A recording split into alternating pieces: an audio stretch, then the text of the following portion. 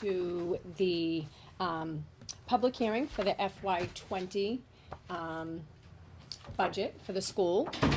We are going to hope that we can hear from the public if anyone would like to come here and talk to us about anything in relation to the budget, but right now there is no one here. So if someone does come through the door and wants to talk, we'll be sure to put it back live. Otherwise, we will be back live at 6:30 for our regular school committee meeting. Thank you.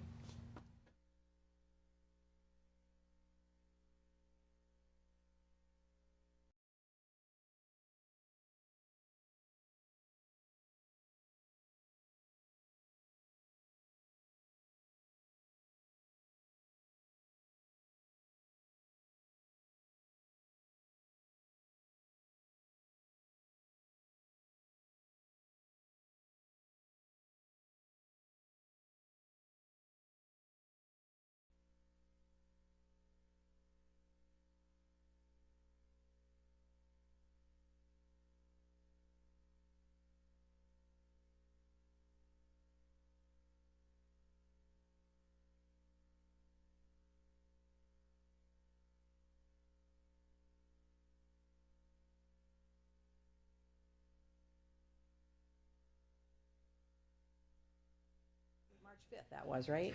8th. Okay, we're back on. So thank you for those that are joining us. We, at this time, are going to close the budget hearing. We did not have anyone attend, so I am going to close that, and then we're going to go right into our regular session school committee minutes. Okay, so again, thank you for joining us. Before we get into business, I'd just like us all to rise and say our Pledge of Allegiance, please. I pledge allegiance to the flag of the United States of America and to the republic for which it stands, one nation, under God, indivisible, with liberty and justice for all. Okay, thank you. Is it cold enough for everybody out there? It is for me. Okay, before we get into our regular business, I'll make a motion to approve regular session minutes of December 13th, 2018, January 10th, 2019, January 24th, 2019, Public Relations Subcommittee minutes of January 22nd, 2019, Governance Subcommittee minutes of January 29th, 2019, Negotiations Subcommittee minutes of February 6th, 2019, as well as acceptance of warrants 32P19, 34P19, 33V19, and 35V19. So moved. Second? Any discussion? All in favor? Aye. Aye, thank you. Hey, we have Chloe here to talk about what's going on at school. How are you? Good, how are you? Good, how was vacation? Very nice. It was very nice. That's good. Did you I stay did around? nothing. Yes. You relaxed? And it was really nice. Yeah. Mm-hmm. Good. Yep. So the catwalk has been canceled, which we're really sad about. The businesses, we tried, like, the businesses that we had last year weren't as helpful as they were last year. And we did, like, branch out to other ones, but by the time we kind of figured things out, it was just too late because there's a lot to do with that there's event. a lot to do for Yeah. that. It was so great last year. I know. You could tell it was a ton of work. Mhm. So yeah, I mean, we could have pulled it all together, but it wouldn't have been as great as it was last year. So, and if we pushed it back, then it would go into the sports season. So, but we did help the juniors this year, kind of talk them through like what you have to do. So hopefully they have a little experience this year, so they can do it next year. So I think maybe every 2 years would be nice, just to keep it fresh. Yeah. Mhm. But yeah, the hockey tournament game is tonight. It's at 8 in Stoneham, so I'll be there and Good. see how it goes. The boys basketball game, their tournament game, or they made it to the tournament, is tomorrow. It's in Manchester, Essex. They have a fan bus that they're doing. Great. I don't know when it leaves. I should have figured that out. Well, it starts but- at 7. Yeah. So okay, and so they pay a fee. I think it's $7 to go on the fan bus. Okay, So that's a great idea. yeah. Did Ryan do that? Mhm. That's Yeah, he's great. at all the lunches getting people to sign up to Sign do up, it. good. I That's a know the great- team will appreciate that. Yeah, they definitely will. Yeah. Good. Yeah, so that I should wish be them fun. all the best. I think, I know, I wish I we could think, go. yeah, I mean, how long has it been? I think they said 5 years Yeah. since 5 or we've, since 6 we've or got into that, so something. that's good. I wish Yeah. them all the best. They had Yeah. a great run. I mean, they They had to did. win the 5 last 5 games They in did, a row. yeah. They're so And they were excited. nail biters, They some were, of them. they were Yeah, and we have two double and parents triple here of overtime. Yeah. players, so they'll be there Yes. cheering them on. So that's good. Are you going to Absolutely. that too? Yep. Good. Oh, Yeah. good. It's a busy sports week. Yeah. It is a busy sport. How did wrestling do? Do you know? I'm not sure how wrestling went. Because I know they, Well, I think they were in the state. I think they were in the They states. were. And then, but I don't know. I didn't see an update. I didn't see as to anything. how We can they check on do. that. I know 'Cause that that's another team that's doing great. Mansfield made it all the way, but I don't know. Matt? Yes, Yeah. I'm not sure where he placed, but I know that the rest of the Georgetown placed well. Yes, Good. they did, yeah. Good. They had a great year, and everybody sort of wrote them off because it was a small team. Mm-hmm. But there were, many of the wrestlers were wrestling up, out of their weight class, but And they did great. they did wonderful. Good. Excellent. That's good. Yeah, it's a great Um, program. Drama Fest, they're going to Drama Fest this Saturday. They're doing a children's hour, and so we're putting everything together this week, and I think it should be really good. And they're actually having a performance at the school this Thursday, I think at 6, so if Yes. you want to see it. Okay. It's a- Yeah. yeah. That's always a fun, they always participate in that, it seems. Yeah, I think this is the first time they ever showing it at the school, so Yes. that should be really fun to go to and see. But yeah, the musical went really well. I was for Terrific. vacation. Yeah, so Very that was good. tiring for shows, but it At was least you really didn't have the fun. weather to contend with. That was very Normally, true. like every year, if something Yeah. happens Yeah. that, yeah, something Do you know happens with it. do you know they raised $14,000 Oh. on that play? Really? That's Julie sent me a fabulous. note today about that, saying they raised I didn't know $14,000. That's a lot of money. That is a lot of money. Great. And that will go back into the program? Into the That's into the great. program. Mm-hmm. It was a really fun Wow. show to And they do. ran you ran an your extra, favorite? extra matinee, Yeah. which partly because of the play it was. And Carrie told me that the matinees where the kids came was really pretty packed, Nice. really. Yeah, we were afraid that the matinee there wouldn't be a lot of people coming, but I think No. that was one of our sold. I think It that was, the yeah, highest, yeah. It was that your we highest sold out. attendance. Mhm. That's So great. it was great. Yeah, and then Disney's just approaching, so that's really fun. We're talking about we got our little packet of everything that's gonna happen, so very excited. Yeah, for that'll that be a too. great trip for you guys. Mm-hmm. Good. Yeah. Okay. Does anybody have any questions for Chloe? No? We're gonna let her leave because she's gonna go off to the game and cheer on her Royals, right? Mm-hmm. Thank you, Chloe. Thanks, Kentucky. Chloe. Yes. Yes, I hope they do Hope well. you're dressed warm enough. Yeah, I'm gonna get a lot of sweatshirts Yeah. and a blanket. The scarf. I went to the hockey game at the Graf rink. Oh, Yeah, so it's cold. freezing there. Yeah. And I was not dressed enough. Graph is Thanks, Chloe. It Graph was- is warmer than Oh. some. Yeah, it's not the coldest, is it? No, it's not. I know what we put up with as hockey parents, I have to say. That's right. That's why I refuse to be a hockey Local parent. cold. The worst was at Saxon's River, Vermont, where the kids were so cold, and at the outdoor rink. The tears would freeze on the kids' faces, it was so cold. It was really, really cold. Gotta love hockey. Yeah, that was a little much, even for Peterborough me. used to be one of the coldest. And then the Frost Arena in Lawrence. We were at one in Waltham over vacation for a tournament, and that was cold. That was really cold. Sometimes you need to wear ski pants. There you go. There's a good idea. Good. I'm Yes, sure, I hope I'm they- sure I we'll hope get an update. Yeah, we'll get an It'll be update. a fun night. It'll be a great game, I'm sure. Yes. So is there anyone here from the public that wants to talk about anything on the agenda this evening? No, you wait a second, Dave. You're good, Dave, hold on. Okay, so we do have the Kiwanis here. Yeah, this is, You can come on up. did Roger go to Florida? Roger's in Florida. Yeah, that's what I thought. I No. thought- He blew him off last night. so Dave, I knew Roger was on his way to Florida, and Dave agreed to, Yes, he was just gonna add it to the bone, that's making it. Dave agreed to. So you're Mr. Bogdan? This is Dave Bogdan. Yes. Thanks for coming out tonight. Yes, my name is David Bogdan, and I'm president of the Georgetown Kiwanis Club. Lived in town, and I joined Kiwanis back in 1994, and it's been a great thing. I brought my son into it, even though he lives Yep. in Maine. He still attends the events and all that. Matty still does and helps when he can. He's a computer guy, so even though he's in Maine, he does a lot of stuff for us. So he comes down when he can. But A long time service. Do you have a handout? Oh, sorry. that's just kind of, Yeah, Kiwanis has gotten some new members, which is we've really gotten great to 12 see. new members, which is that's great. fantastic Some this women. year, since September. Which is new blood to the club, which is, as you can It's always imagine, good. really good. We're actually the head of all our clubs in our district, which is Peabody, Danvers, Bedford, Newburyport, Amesbury, and all our just Essex County type thing. Wow. We're way ahead of that, so that's really fantastic. And they've that got we're- some women, you know, you got some. Yes, we had some in, women before, and they dropped out. Then it was back to just guys there. But you know, it was, the wives always help out. And, you They know, do. we were looking for many hands. Always helps out no matter who.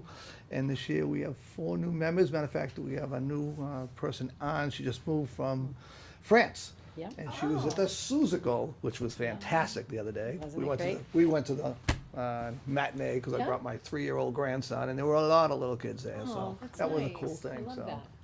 yeah. Well, Tell Dave, me, tell me what you have to do to become a member. Like, what's the criteria? Become a Kiwanis member. Correct. You have to be breathing. Okay, so you have to believe in service. Fully, it's just Okay. a service club. You don't have to, we don't make it so you have to be at every meeting. We meet the first and third Wednesdays of the month. We're meeting down at the Knights of Columbus Hall right on Main Street now. We were waiting at the VFW, but that's temporary. We don't know, it's not closed right now, so we don't know where it's going. So to become a member, you just come to a meeting. We start at 7 o'clock, and we kind of just go over our next upcoming projects that we're doing, which is our next one is our pancake breakfast. And you say, it's way off, but it's not. Because we do our placemats that we see, so we hit the businesses around town. So we're running a placemat where the different businesses put their cars, Advertisements, yeah. advertise on it, and then they have to go to the printer and have those printed up and all, and our cards for our door prize and what have you, and our raffle tables and things like that. So there's a lot of background things that's gonna get Sure. done long before that happens. And that's in April. That's in April 5th to 6th, that's whatever the that day. Saturday is, first Saturday in April. And then, yeah, we also have the health and wellness fair that kind of Back Right. to, yeah. back to back. Back to right, back, works right. together really nicely. Correct, Yeah. that's been going on for many, many years, correct. Yes. But the old school and this and here, so. But to become a Kiwanis member, we're looking for people that just want to help out, do some community service projects. What we do our senior Thanksgiving dinner at the Pembroke School. We serve about 180 people actually in the school cafeteria. Plus, we do 30 some odd shut-ins, people that can't get there, we bring the meals to them for that day. And it's a great service project for our Builders Club, the school, which is a junior Kiwanis club, there's Key Club and Builders Club. Builders Club is the 7th and 8th, and the Key Club is 8, 9, 10, 11, 12. Okay. So the Georgetown Kiwanis sponsors, those kids, and they do their service, and they serve the meals and what have you, help us prepare, clean up. And for the pancake breakfast, they'll be cleaning up as people leave, they'll be doing the bussing the tables and bringing juice and coffee and all that to the kids will be doing that. That's great. So, and it's the same thing with an event. If you can't make it all day, not everybody stays the whole day from 6 to 6 type thing. If they come in for a couple hours, or, we set up for Friday night, that kind of stuff. So it's always stay for 2 hours, whatever. So always, members can't always stay for everything. I can't make certain events. Some members are better at selling different items. So you put those at the raffle tables, and other people like to stand behind the crowd in the kitchen. So People like everybody to do the helps. dishes. Yes, correct. Dishes. But Dave, Everybody Larry, helps out. Larry Boring used to love to do the dishes. I like to make Our the gravy. superintendent of school from way back, and he used to love being in the back and do the dishes, the pots and pans, and trying to keep up with that, as you know. Just, Well, I think the other thing though, I mean, they don't tell their story really well. I mean, they've got a great website, but these guys do a lot of stuff beyond just those couple of activities. Like they're at that different events selling list that is popcorn. sent around. We do we have a popcorn machine. Popcorn We actually have machine. 2 machines, and one actually stays at the high school. Our older one stays at the high school for the popcorn for the football and whatever events. That's our popcorn machine. And we have a newer one that we have. We ask for help. Kiwanis is always willing to help, which is why when they came forward with this project, we really wanted to help them because, as you know, I volunteer at both of those events. And so I watch these guys, and they have pickup trucks, and they load these tables, and they have bungee cords around them, and they make trip after trip after trip, back and forth to the their, light to their department light down on Searle department Street. shed. That's where our you shed's know, now. They've got, you know, the grills, I mean, some of those things are really just heavy pieces of equipment, and they really operate most of their programs, if not all of clearly their school. big ones out of the school. Out of the school now. So, you know, they approached, me at one of the events and then spoke a little more detail to Mike. And because, you know, basically they would be wanting to construct a shed, you know, on our property, you know, you really need to approve that. I think the other thing, you know, that, Dave's gonna talk about is, when he and Roger came and saw me, they had paid a lot of attention to the structures that already are at the school. For example, the shed when you come up the hill with the shutters, and then the one that's down on the field, and looked at the materials they were built with, looked at the colors, looked at the design.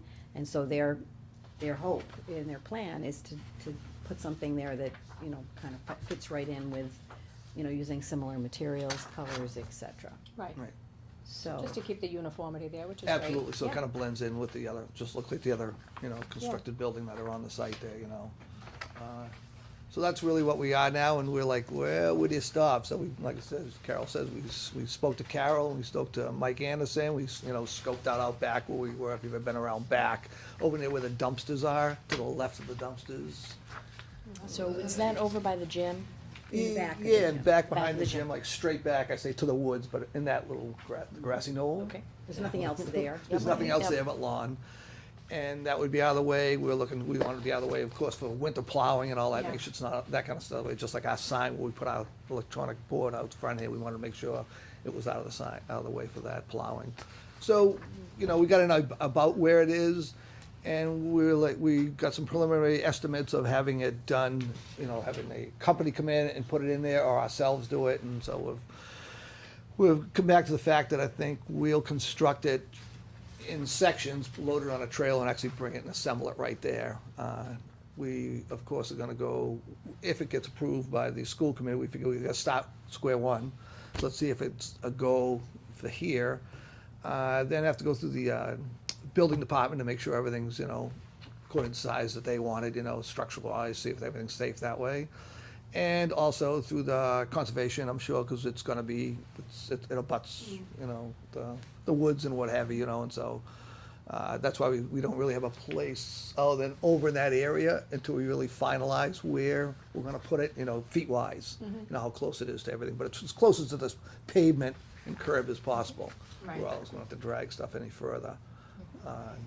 So step one would be just to see if it's, you know, if it gets, kind of meets your approval, and then we'll just go on and on. Of course, we'll come back to you with a final green light per se, you know, once we get some more information, of some more approvals to boards, because, you know, we're going with this size for now, and just to make sure that fits in with the Conservation Commission. They may say they want it smaller, we have no idea. So, you know, we didn't want to put the cart before the horse type thing. So when are you hoping to have it, like, all, like, to be done, if it goes through all When it the gets done? proper approvals? When it gets, we have no time date. Okay. We've been talking about this for 3 years now. Oh, really? Oh, yes. But you were also talking about the summer would be Just kind summer, of we were looking ideal. this summer to get Oh, it done and have it done because by it's out the of school, fall. yeah. But That's not there is crazy no, for like, school. this didn't come out of the blue. We've been talking about it, Yeah. we finally said, hey, we got the money in our, you know, coffers there, and let's getting this done.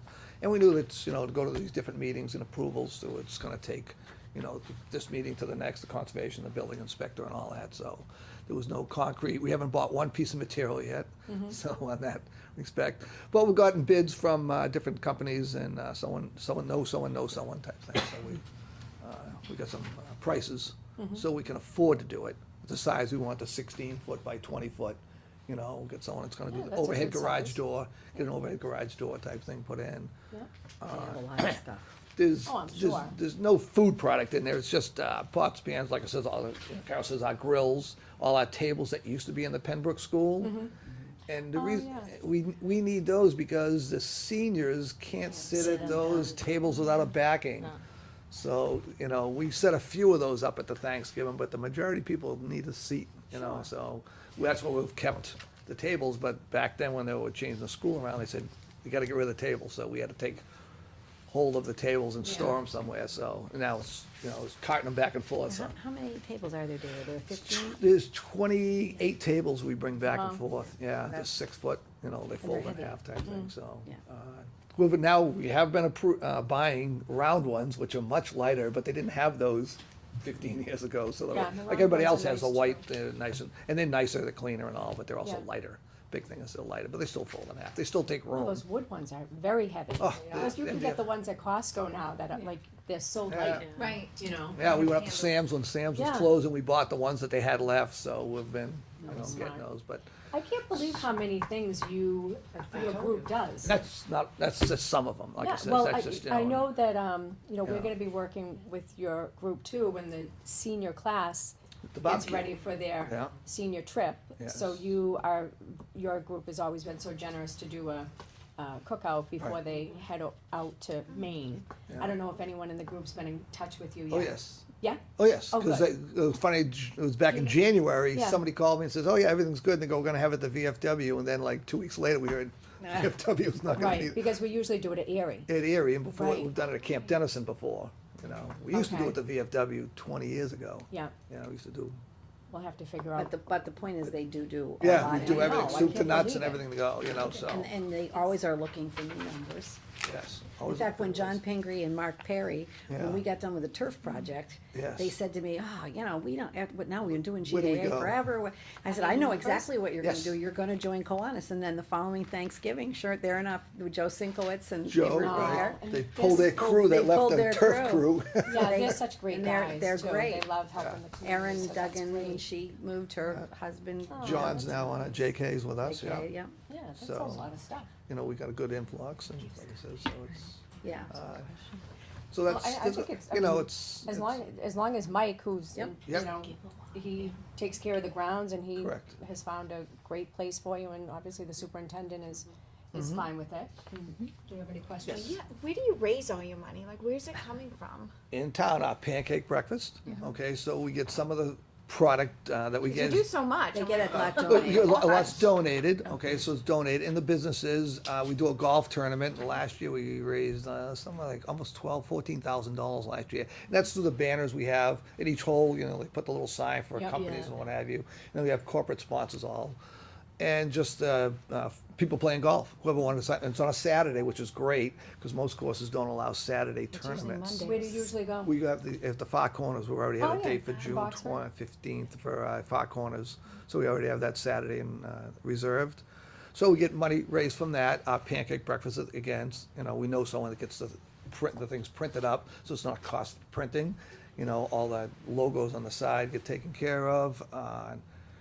And not much of our dues, there is dues, but very minimal goes to Georgetown Kiwanis. Most goes to International, who supports Kiwanis. So most of our money, you might say, from our dues goes to International, so it's not raised through that. And we did our peanut drive in the fall. I don't know if you happen to, the tolls. We did like a toll, like the fill the boot the fire department Yeah, used to do. yeah. And we take all your The free traffic. change, and give you a bag of peanuts as you come through the square. Yeah. And, we did that this last 3 years. We stopped for a while, but that was a really good moneymaker if you can get people to stand in the square for 4 hours. And it's a good shot in the arm. And so when we're low on funds. It's in September, so it's always good to start our year with, a couple $1,000s in change. And people just pretty much empty their little change drawer and stuff like that. And boom, we give the peanuts to them. So that's another fundraiser we've done, which is, good like that. So we do the concert series. We've always rotated our money, whatever we make at the concert series, at the Yeah. summer concert. We sell hot dogs and what have you, and we just write it off, and we just give it right back to the concert, whatever we make that day. So, because That's a great again, our series, hot too. dogs, and a lot of stuff is donated. We get someone to donate the food. Yeah, they came and, what was the family night, the movie night? Oh, the movie night this year, and we did the Christmas haunted, the That's trunk, right. trick or trunk, Trick or trick treat. or trunk thing. So we made the popcorn for that, I mean, for they trick or just trunk. volunteer at Yeah. so many things.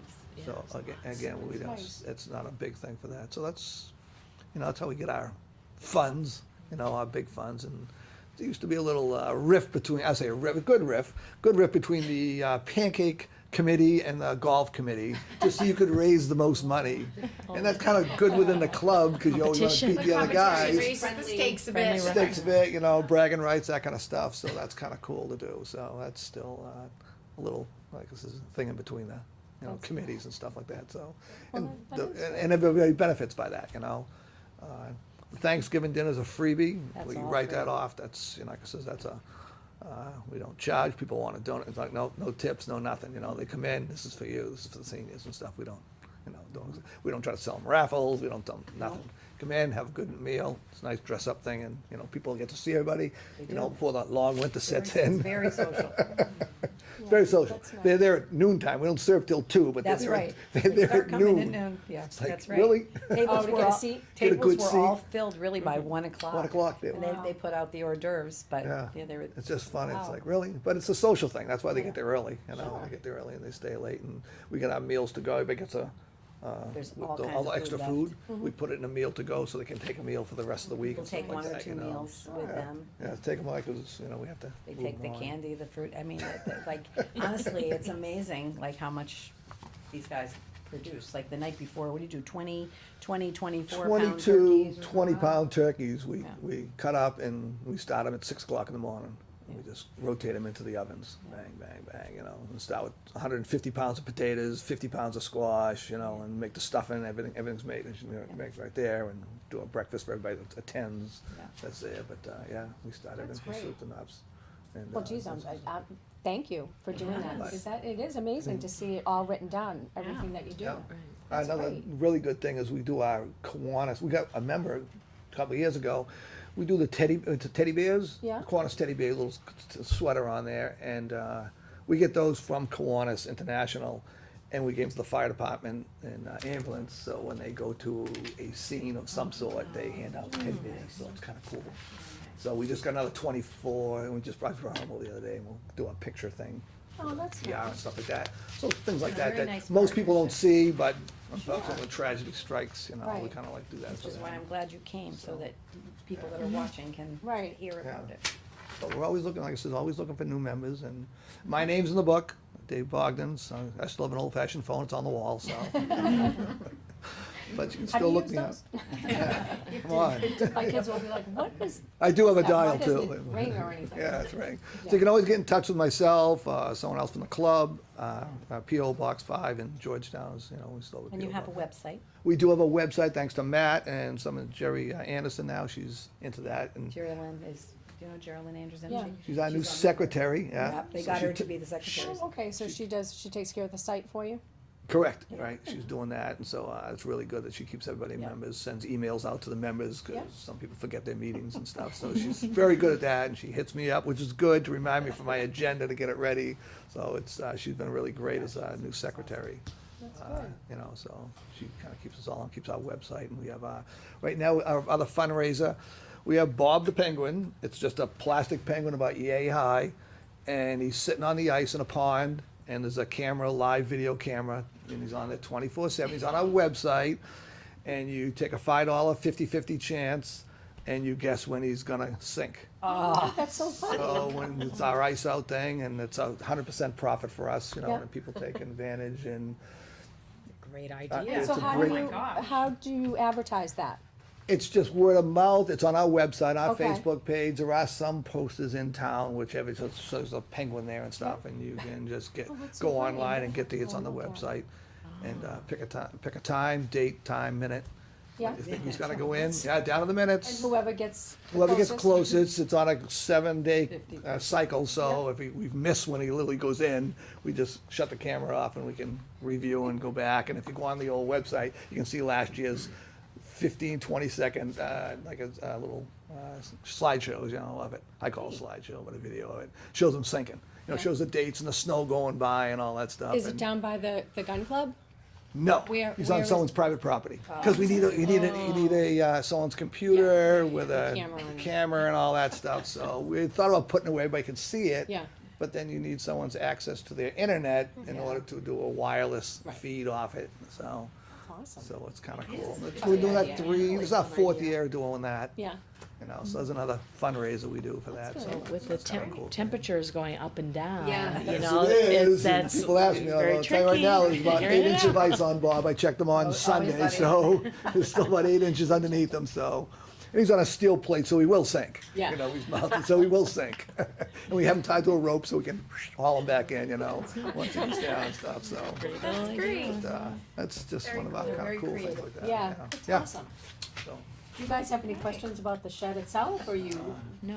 good with the fact that- I do have a question, well, I'll bring it up to you now, just in case you didn't know. One of them, the sheds, even though they look the same, they aren't. One's made with wooden siding, Oh, yeah, texture we on did, 11, yeah. and one's metal. Right.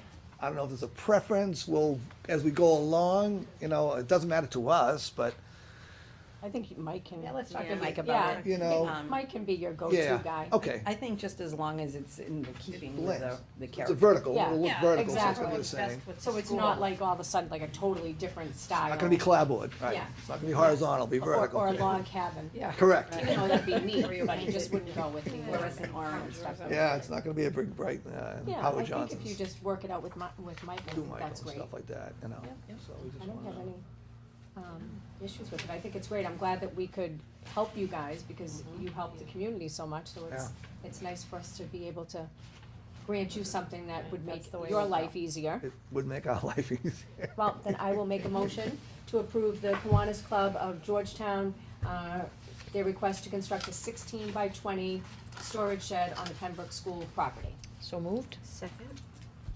Further discussion? All in favor? Aye. Great. Thank you very much. It was I'll very tell nice to Roger meet you. I'll tell Roger you I'll see did you a at the great next job, Dave. Well, my schedule is kind of booked right now, but you know what? As I said, you don't have to make every meeting, trust me on that, not everybody does. Right now, you have about 28 members. Which And is usually always get, great. usually about 14, 12 to 14 at each meeting, so like I said, some are in Florida, so some, Yeah. we'll see them in the summer maybe, once in a while, but, Or at one of the Suzanne projects. will join at some point.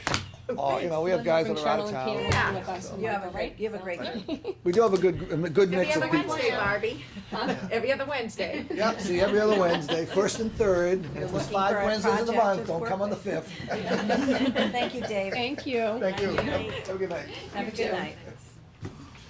It's amazing, the stuff that they do. Yeah, it's really nice to see it in writing. Yeah, well, it makes you They give back realize a like lot, how much yeah. you do. They give back. And they don't ask for like anything, you know, they always helped us with the haunted, the Horrible spray. The Horribles Parade, yeah, they're They big used to go into down, that. yeah.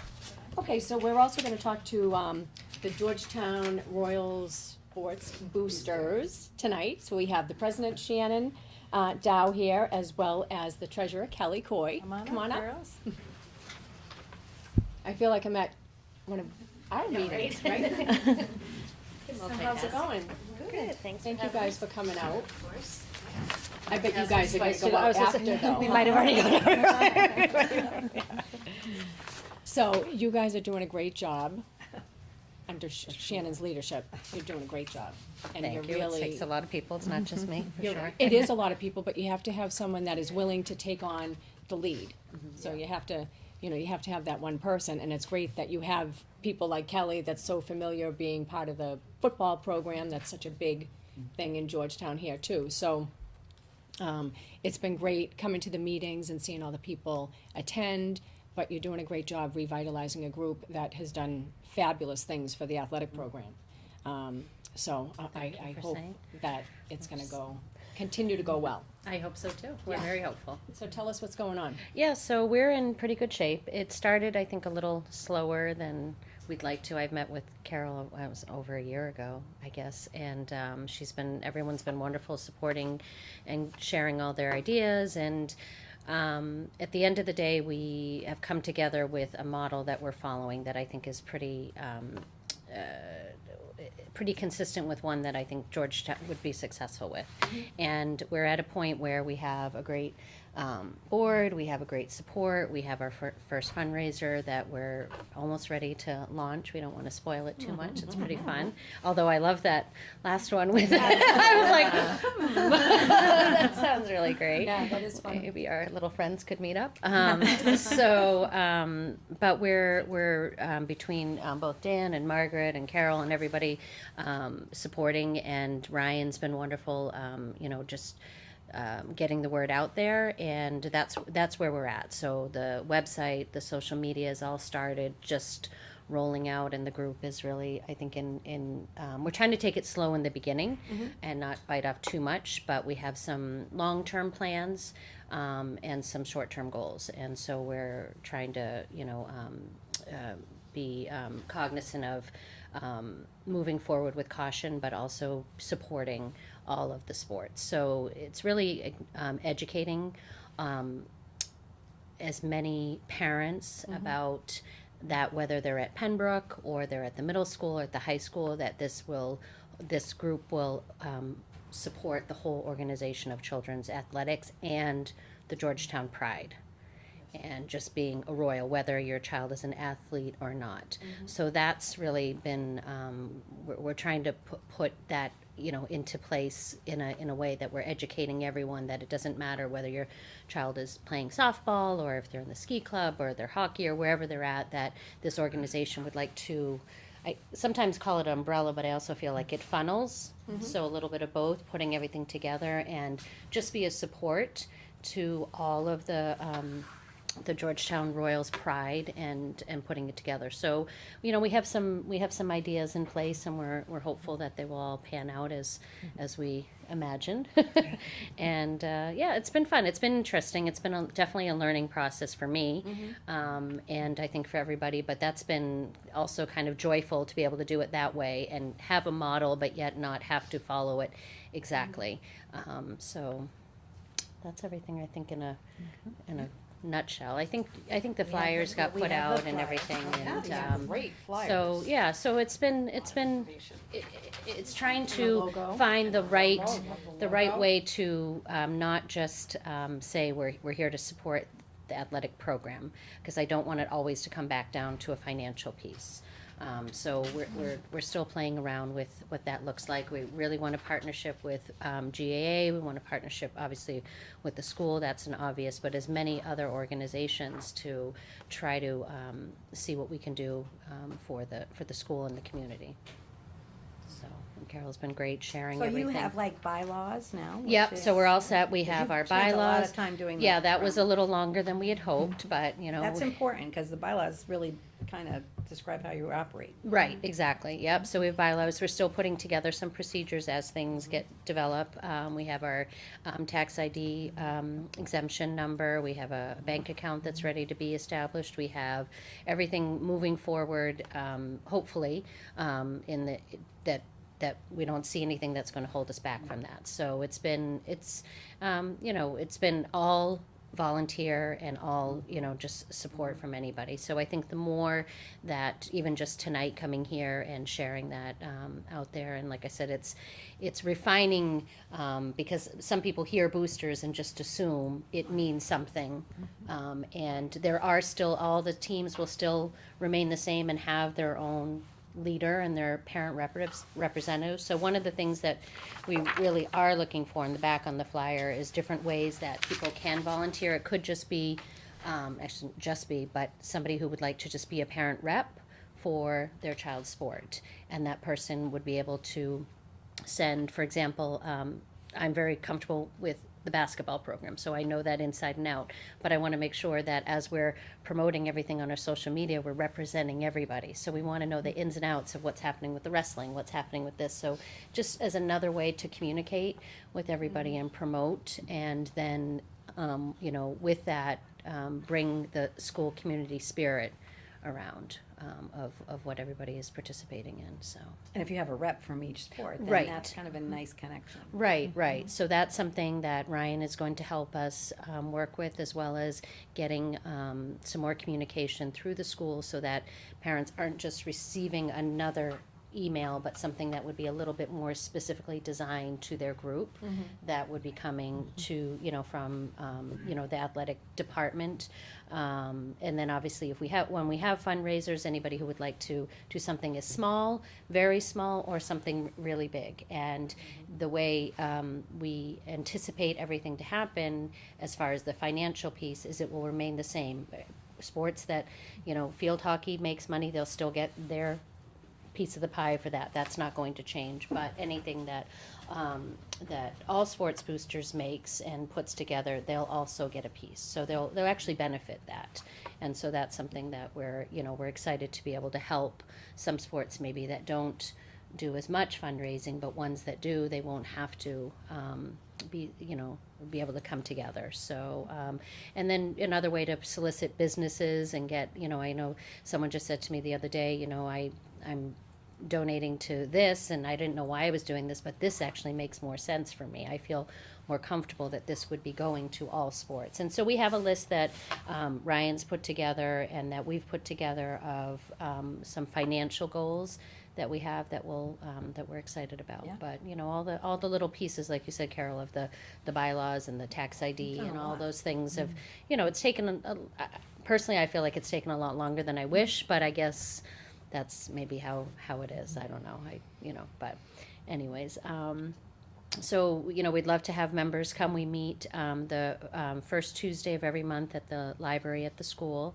So anybody who'd like to come, that starts at 7:00, and then sometimes we'll have a meeting beforehand for any subcommittees or whatnot, just to share suggestions. We'd love coaches to come, athletes to come. We'd like to get the students involved. We're hoping to put a video together from the athletes promoting what they do and something. So that's something we're working on. I know we talked a little bit about maybe the Hall of Fame being part of this as well. So there's there's like I said, there's some short-term and long-term goals that we're trying to lay out a little bit and proceed cautiously, but yet have some plans. So the more ideas that we come together and that we have, then we can just lay it all out and put it in a calendar. And an ultimate goal, I know we've talked about this, would be that so there isn't a lot of repetition, that 3 teams aren't selling cards or 4 teams aren't selling cookies at the same time, but that we can help coordinate that so that it makes sense for there to be a balance and not to take away from anything, but to make sure that it makes sense for the community that we're spreading that out a Have a little bit. couple of big fundraisers. And Yes, then it yeah. won't be so necessary. Right. For the teams to feel that they have to. And I know Ryan's gonna be working with the teams because sometimes what they fundraise for, like let's say it's uniforms, right? Maybe every other year you don't need to get uniforms, right? So there's that discussion Yeah, level, sure. but it's like the devil's in the details, right? Yeah, yeah.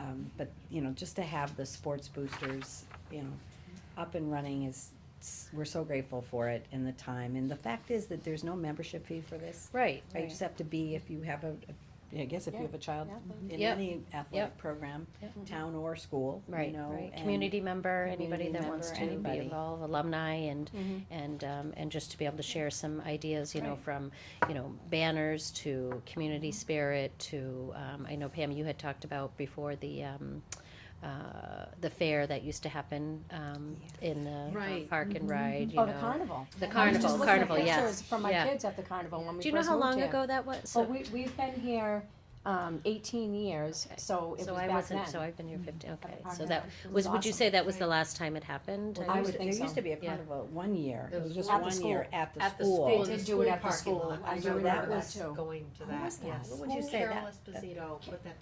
Yes. Okay. that Yeah. had So to I be- talked to that her had to about be that, and she's 7 been or very 8 years helpful. ago now, Yeah. anyway. More than Oh, I think that. way more than Yeah, that, yeah. yeah. I think way Well, more than you've been 7 or here- 8. I've been this here has at been 12. dormant. You've been here It might Well, have it been. depends of how you define dormant. As far as taxes, as far as work, but Ken Woodbury's been amazing. Yeah, He keeping really it has alive. done so much, and so the whole group has been wonderful. And sometimes things just change for whatever reasons, and they get involved in But other it was groups. and- successful when it was. Absolutely, full operation. absolutely, And then it absolutely. became just that one gentleman that And he- continued yeah. to do like everything, and then Oh, he just yeah. couldn't, And he you know, just he hasn't Yeah. had children in the system for No, a long time, so continue And to I've do talked to that. him quite a bit, and I've been, you know, he has a lot of good advice and, Yeah. you know, suggestions of things that they've done that worked and things that maybe, you know, wouldn't work anymore, so, you It's know, great that you can, you know, bend his ear a little bit and he can help you. right, I just know in the beginning when Shannon was putting out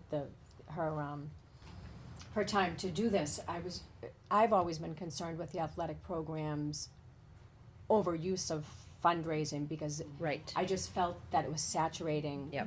the parents because, you know, I may have, You pay a user fee on I may top of have like a soccer player, that's doing their own fundraising, but then their friends may be doing, you know, a different fundraiser for, say, field hockey, so those children are asking me, and then I'm trying to help my daughter, you know, sell her stuff, so it just seemed like you wanna help as many kids as you can, but you also don't wanna overtax Right. people. and like Carol said too, you're paying a user You're fee paying a on user top fee of on that. top of it. Where the music program, maybe you're not, or some Right. other programs Right. like there, so it is tricky, It's a and lot.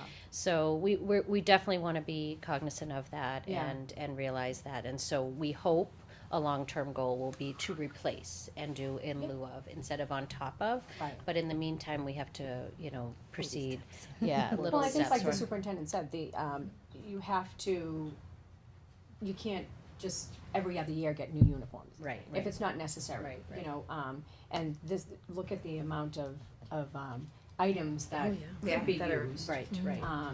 And it would be great if these fundraisers that you pull together, 2 or 3 a year, could go towards these things. I mean, some of them really big items, they are. big dollar The need items. is really great at this Right. time, Yeah. especially with the fragility of the athletic, budget line. Yeah.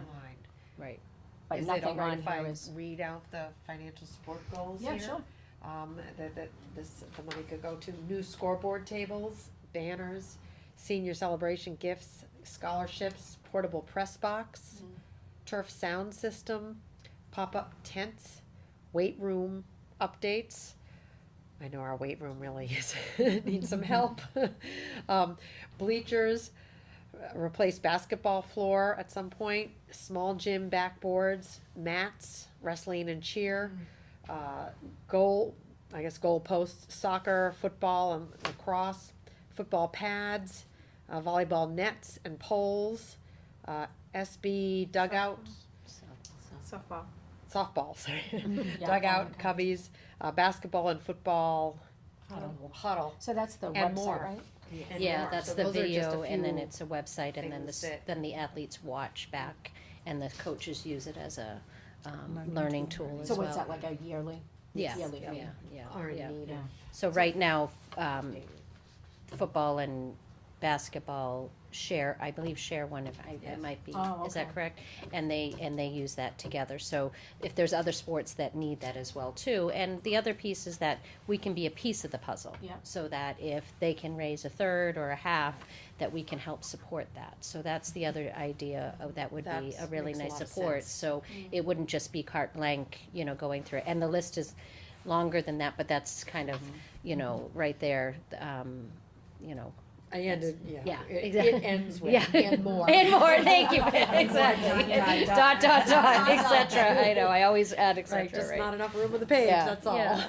So, But the presence that you've had on social media is great, Yes, because I it's coming agree. up on the Facebook, which Yeah. I love that. Yeah, I'm gonna yeah. put my blog Trying on to my Twitter as Facebook, much as I so can. that's- yeah, yeah. And the Instagram. And just little is really things like important. that, yeah, just to, and also the other piece of it is parent education as a parent of an athlete.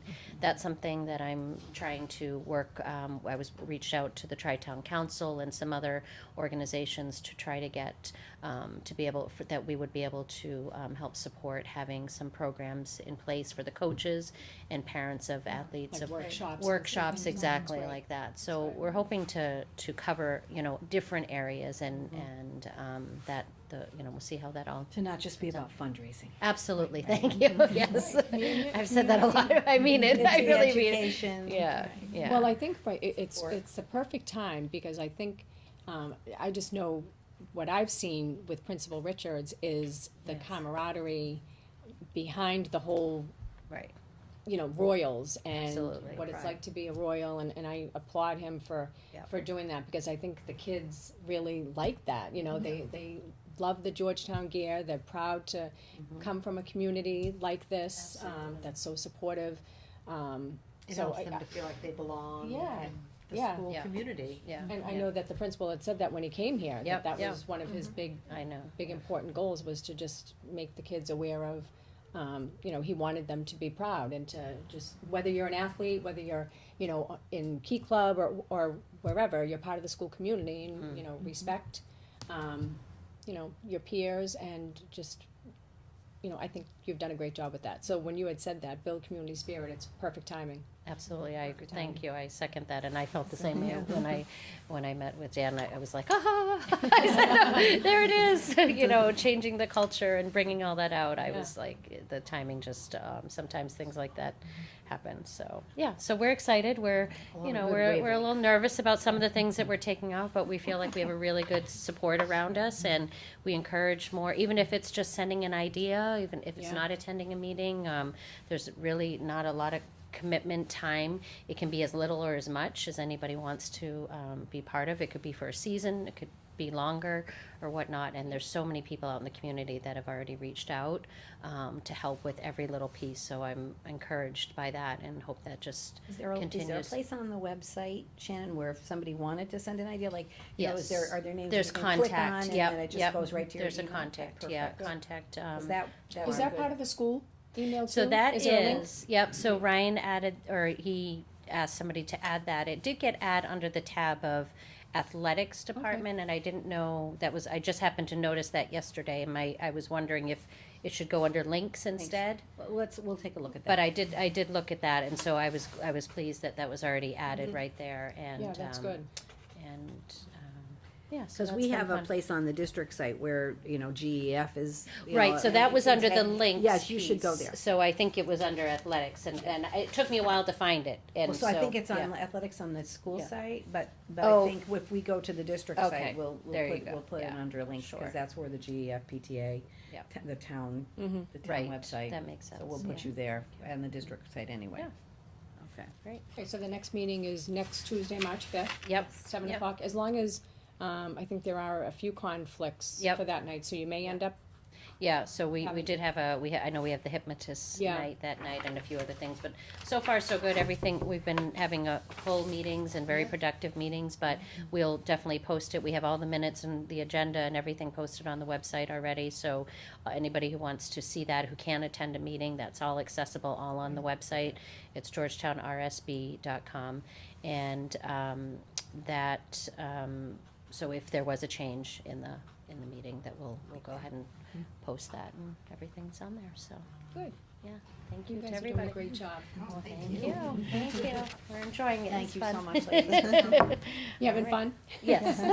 It's always fun to do it with your friends. Yeah, right? absolutely, exactly, thank you, have a good rest of the Thank you, night. guys. Thank you. We'll see you soon. Yes. Doing a great job. So happy to. Yeah, I'm glad that it's coming together, and I know that you're a big fan of the Hall of Fame. I am. It's great. That would be such a great community connection. Yes. Okay, so we have approval of middle high school program of studies. Yes.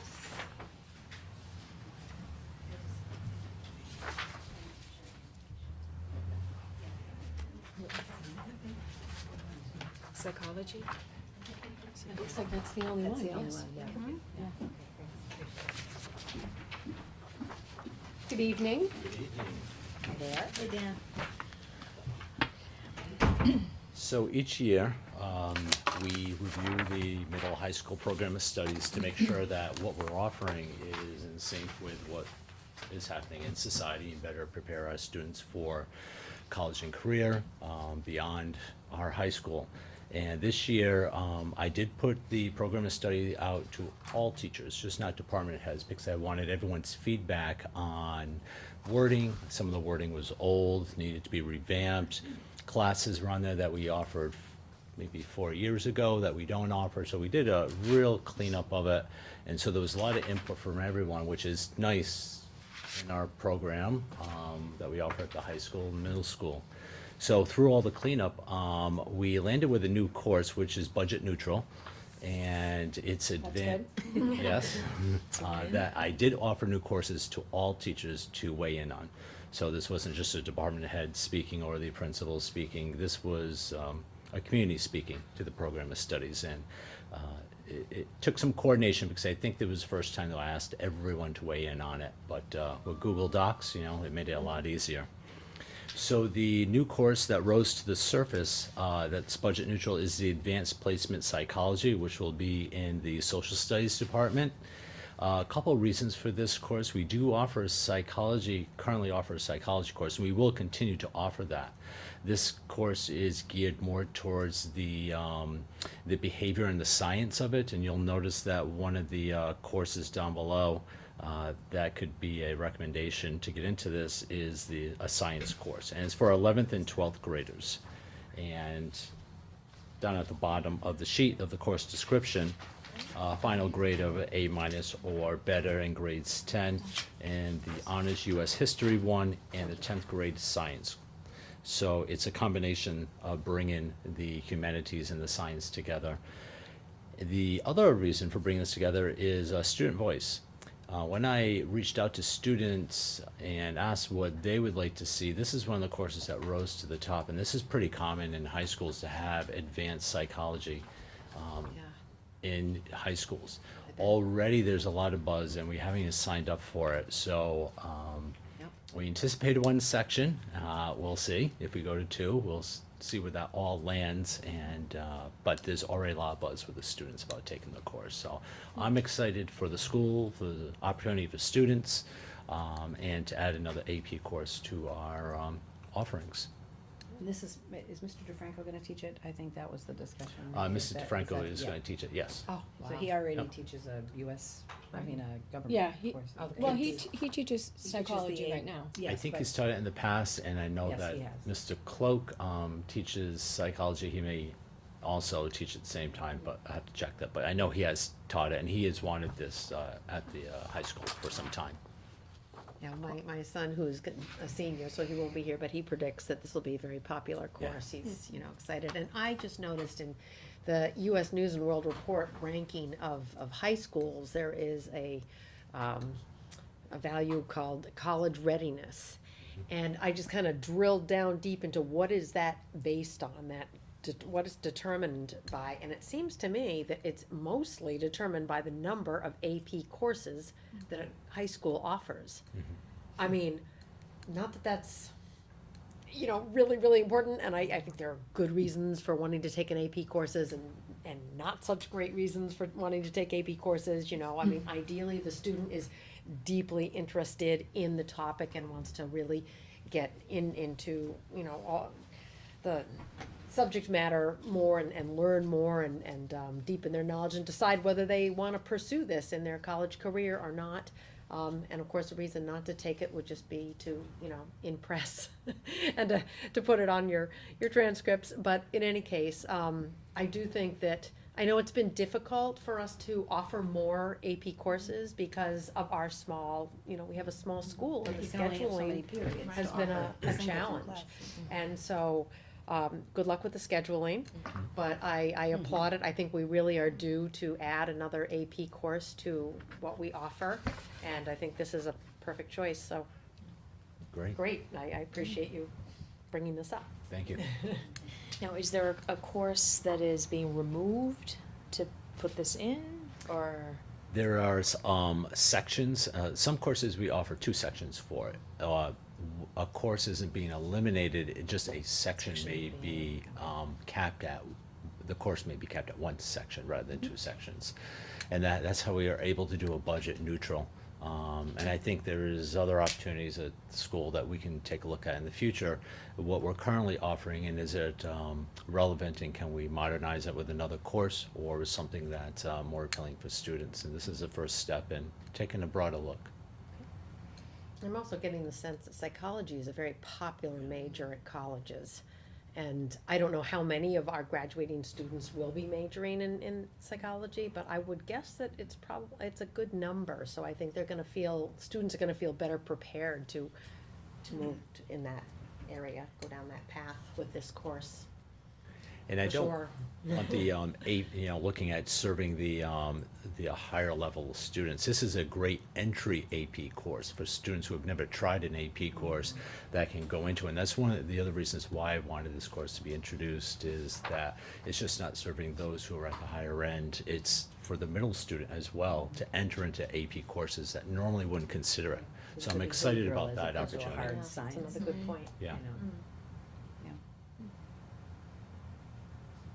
So let me ask you a question about some of the, I don't know if it's honors or if it would be AP, but I know some of the courses at the high school, you can have, one class, but there are students that are only required to do this much, but then the children that are considered honors would have to do a little more work. Mhm. So tell me how that works That- exactly. Sure. There's that's pretty common with foreign languages. Okay. As students, and it's offered in other subjects as well, but foreign language is a common one where, as a student wants to progress up to French 5, you're going to find that fewer kids want to go to French 5, but we want to offer that course to the student and be challenged. So what we'll do is we'll schedule that at the same time as a French 4, and then they're practicing their skills, but a higher, more rigor is for the 5 kids or the 4 kids that are in French 5. So we'll combine those 2 classes, but they're practicing their skills and just more expectations on the higher level kids. So the classwork, so all the children during the day are getting the same instruction from the teacher? They're getting the same instruction and engagement, and they're also learning from their peers in that class at the higher level. Okay, And so more is expected for them to engage in that class. okay, and then the children those children also that are then required to do more outside of the classroom as well? Yes, the Okay. higher level is. Yep. It's a great way, especially for a small school, to expand our offerings and not limit or cap kids at a lower level of like a language. It's a great way to keep them learning by combining the class together, Okay. and just the expectation That is stands for different. foreign language, I mean, so it's the degree to which you can be conversational. Yeah. Would be an example, right? So, Right, the you know, whole class some being kids are Spanish. speaking completely, in Spanish, where, other students might be getting more support. Right, so what would that child then have, so the ones that are the ones for, say, French 5, would they be getting recognition French for a 5 French courses. 5? Yes. They would, On the Okay. transcript, On their on the transcript. report card, and yes. okay, And they might not necessarily have the same assessments or tests or Correct. quizzes. It could be more a challenging. little bit more extensive for the French 5. And I think that, is that the way chemistry operates too? There's a honors Oh, correct. chemistry with I chemistry? think that's what I'm That's talking what you're talking about. about, Yeah. you're talking about that science one. Yeah. And I've seen it in business as well, like in the business, like Yes, that's management right, class, they'll- marketing and honors yeah. marketing, Yeah. Mhm. yes. Well, so to me, it sounds like a great way to differentiate at the secondary level. You know, when you think more about differentiating in elementary school, this is differentiating. Right. And that's a great way to do things. Yeah. So the projects would be different, the assessments would be different. And so how is that for the teacher, in terms of? It's challenging, Yeah. because you want to make sure you're pushing those kids on the higher level, and at the same time pushing the kids on the lower level, but also using the kids in the higher level to bring those kids along, which is engagement is something that we're encouraging kids in classes. So this is an opportunity there. And again, back to a smaller school, this is a great way of keeping our offerings diverse in many offerings. But for kids this to grow. AP psychology would strictly be, AP psychology, psychology. yes. Yep. okay, great, thank you for answering that, because I No have problem. meaning to ask. AP is different, so Then, yeah, versus honors. you wouldn't have AP and honors, you'd only have CP and honors. It's been done in the past, I don't know here, Or but maybe in you other would. schools, but that's not as common. Okay. Because the expectation is that you take the AP exam Right, at the right. end of the course. Right. And there's a required content and a required curriculum to complete in the year in order to take the course. So Right. that teacher needs to be also certified to teach that AP course. So we're lucky that Mr. DeFranco is certified by College Board to teach this. So that's a little more complex. That teacher needs to be certified, but teaching at a lower level, but needs to cover the curriculum as stated by College Board within a year. That gets a little trickier. Right. And another Very element in rigorous. the college readiness, which we do very well in, is, of course, 100% of our students score 3 to 5, which is absolutely remarkable, thanks to our Yeah. very well-qualified, hardworking, awesome Yep, teachers. I agree. I agree. Okay, any more questions?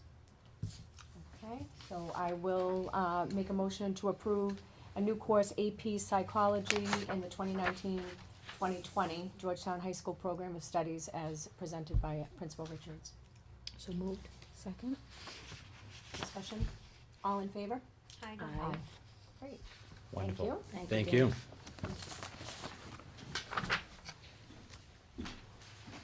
Thank you for including all the extras in the packet. We have a lot of nice information in there. We had some great athletic information in here. We had a senior that achieved his 1,000 points in basketball, which was really cool, Hunter Lane. Were you at that game? I was not, I was upstairs in a meeting, and, Really exciting. yeah, It was really someone exciting. texted me and said he Really got it. exciting. So yeah, that is exciting. The senior night for the girls' basketball was in there, so thank you, I love reading all that stuff. Sometimes I don't Get have the an paper, that's what opportunity I to see figured, that, yeah. so that's great. The Georgetown record is good to us. Yes, and there's an article in there about the sports boosters too that was Yes, really there was. good. Yeah. Maggie Yes. Van Maggie Galen Van does a Galen great did, job yeah. too with the schools highlighting things that are going on. Okay, I'd like to talk about the FY '20 budget at this point. I hope you guys have had an opportunity to take a look at the binder that we received a couple of weeks back. We canceled a meeting because of weather, which gave us a little more time. Tomorrow evening, Cheryl, along with Michael, will be presenting, along with Suzanne and Lieutenant Jacobs, to the Finance Committee. That's as long as it gets approved this evening. So thank you, Cheryl and Michael, for presenting that. And the Finance Committee, when did they get their binder? Did we get it to them like we had said? Before vacation. Right, so we told them that it wasn't yet approved. Right, we did explain that to them, yeah. Okay, good. Have you gotten any? Robin Olson sent us an email, she broke her arm, so she's not able to come to the meeting tomorrow night. So she just had a couple of questions that, you know, we got her information and then, we offered to sit with her, you know, and go through any questions Okay. that she had, which she was happy with the way we answered the questions, but, you know, she may follow up with us, which would be great. I did have a very brief conversation with Ed Doby, cause I wanted him to, you know, Ed's been working with us for a long time, he understands how the budget works. Just to make sure that he understood, you know, sort of what our ask was this year and what was driving it, which he certainly did understand. And, so, you know, that's who we've talked about with so far, I guess, about the budget. Okay, and tomorrow night, is it televised? You know, I think it's on the second Is it on the floor, second floor? actually. So it'll be, It'll be on the TV second- after? Yeah, Okay. I'm guessing that they. Okay. or Taped. They tape, I don't know. what time are you meeting? Seven. And did the other departments already do their On Saturday. presentation? Last They Saturday? did it on Saturday, Okay, whatever Saturday it was, but they did on Saturday. okay. This is a little earlier than we usually meet with FinCom, It but is. they asked if because originally we were thinking, usually it's the second week in March. But, you know, they're trying to have everything ready for the warrant by early April, and they feel like this gives them, you know, a month to look at the budget in totality, you know, this town budget in totality, so we were able to do it, so. Yeah, so it'll just, We didn't plan on the weather, but. right, so we we'll would just have have had to this wait a all little done on longer to February find out 12th. Yeah. if, you know, what the end number Exactly. is. Yeah. Do you have any idea when that would be? Well, I think that they're definitely trying to have something done by, they have to have it done by late March, cause I think they put the warrant, I think they put the full book out for publication for the May meeting Okay. in early April. So my sense is that, they're gonna have a couple weeks more than they usually have, Mhm. but they're gonna be diligent about trying to, we'll ask that question tomorrow. Okay. When do they think they're gonna have a final? We're the last ones to present, so they have all their information on everything else. Okay. Does anybody have any questions for Suzanne or Cheryl or the superintendent about the binder? I mean, there's not a ton of additives in here, so it's. Right. There's not. So it's pretty much contractual obligations. The non-salary items were actually below level funding. The biggest driver in the budget is the special ed out of district projection of a 24% increase. That's really the nature of the overall budget, just salaries and non-salaries, which is what every department in town worries about, is 3.1%. But with that 24% increase, the budget goes up to 4.9%. So it's always a kind of a difficult discussion to have, because we never want it to appear like it's special ed versus regular ed, because it's not that at all.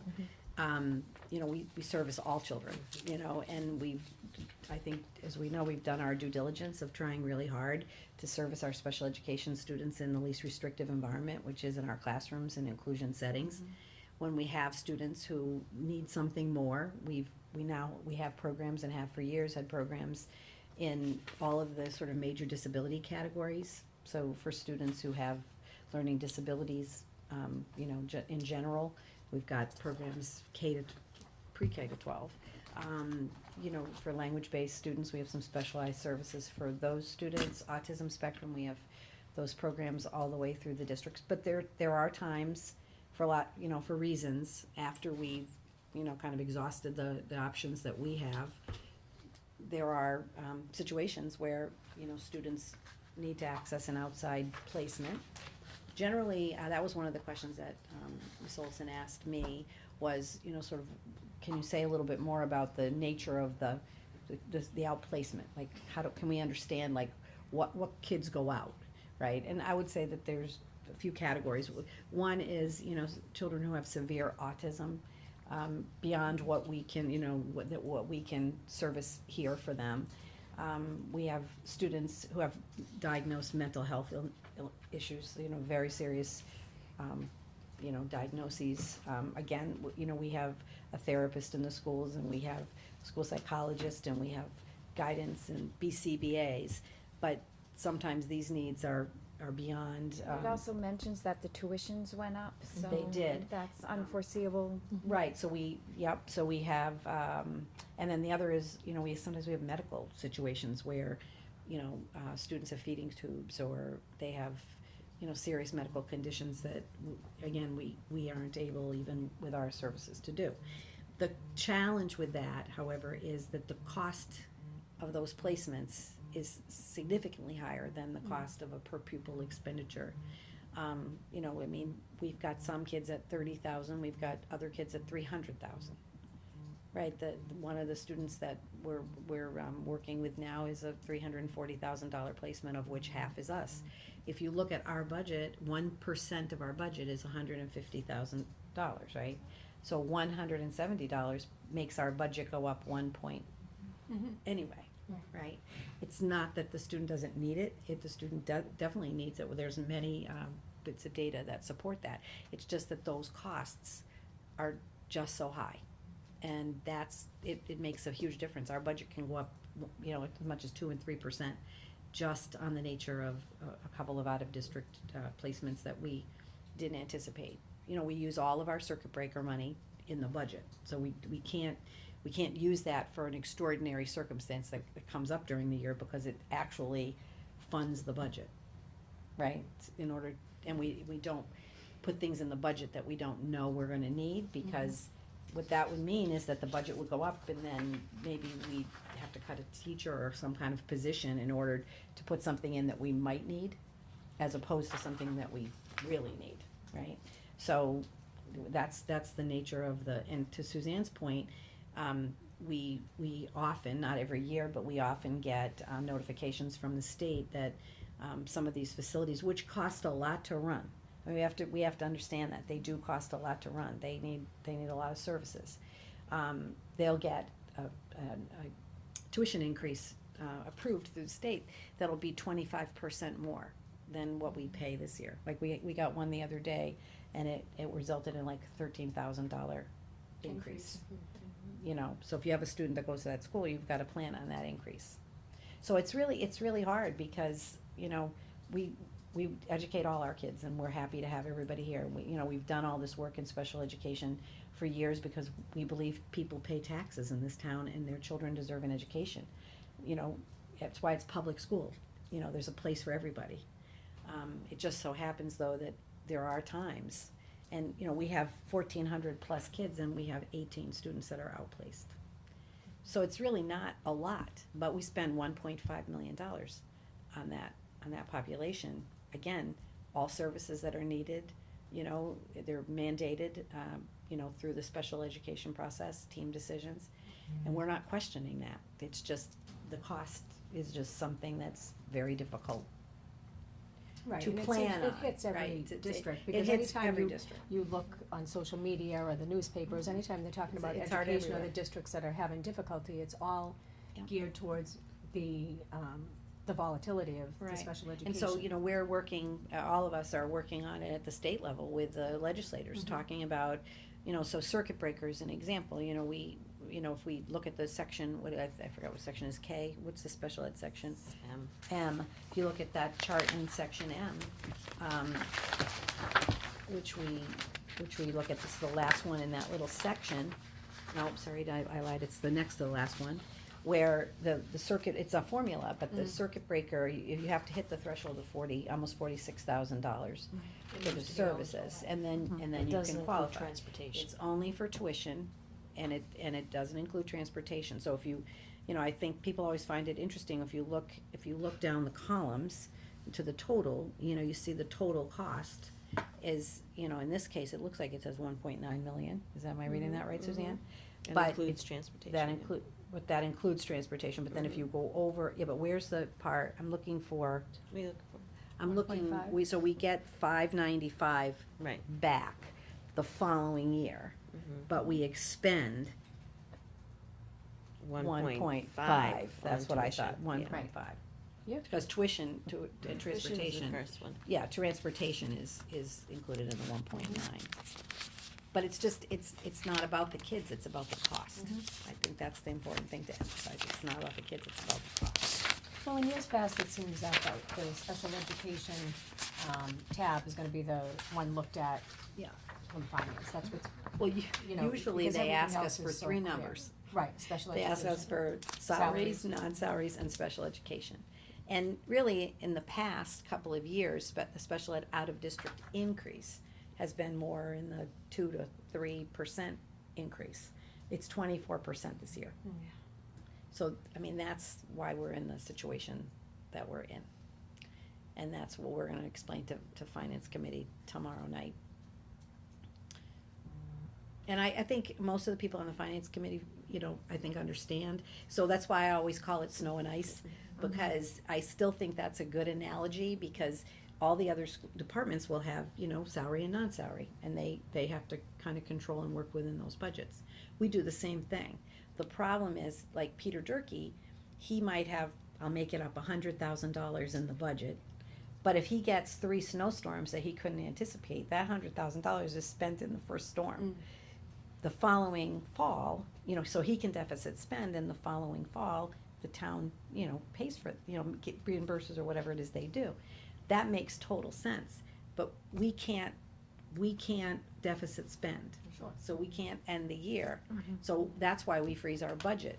Like, most winters, our budget is frozen till the end of the year, and if there's any money left at the end of the year, sometimes what we do is we pre-buy special education services, because again, Yeah. you can't plan on the following year. So last year, if you remember, we used $92,000, and this year we're $92,000 in the hole at this point in the year.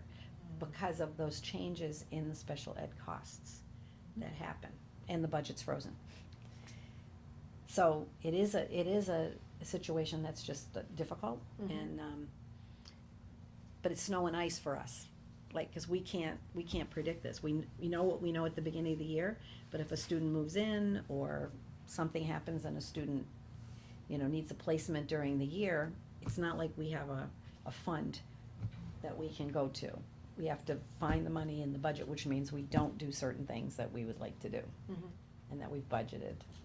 And Because- sometimes, and that I think is where the general ed versus special ed I know. could conflict, because then you see the Yeah. general ed, Mhm. families saying, Mhm. that's the reason, and you don't want that to occur, but you can't help but, Well, that's why we See how try some really people hard to feel that walk, way. to toggle that line. But, it's about providing the kind of services that all kids need. And there are times when it's just not, it's beyond our ability. Right. And a lot of districts don't have what we have in-house in terms of programs. If we didn't have these in-house programs, right? Cause, let's say Jack, how many kids would you say in our sub-separate classrooms would you say that we have? District-wide, Yeah, just ballpark. probably about 60. So if we had 60 kids who were outplaced, we wouldn't be able to operate our schools.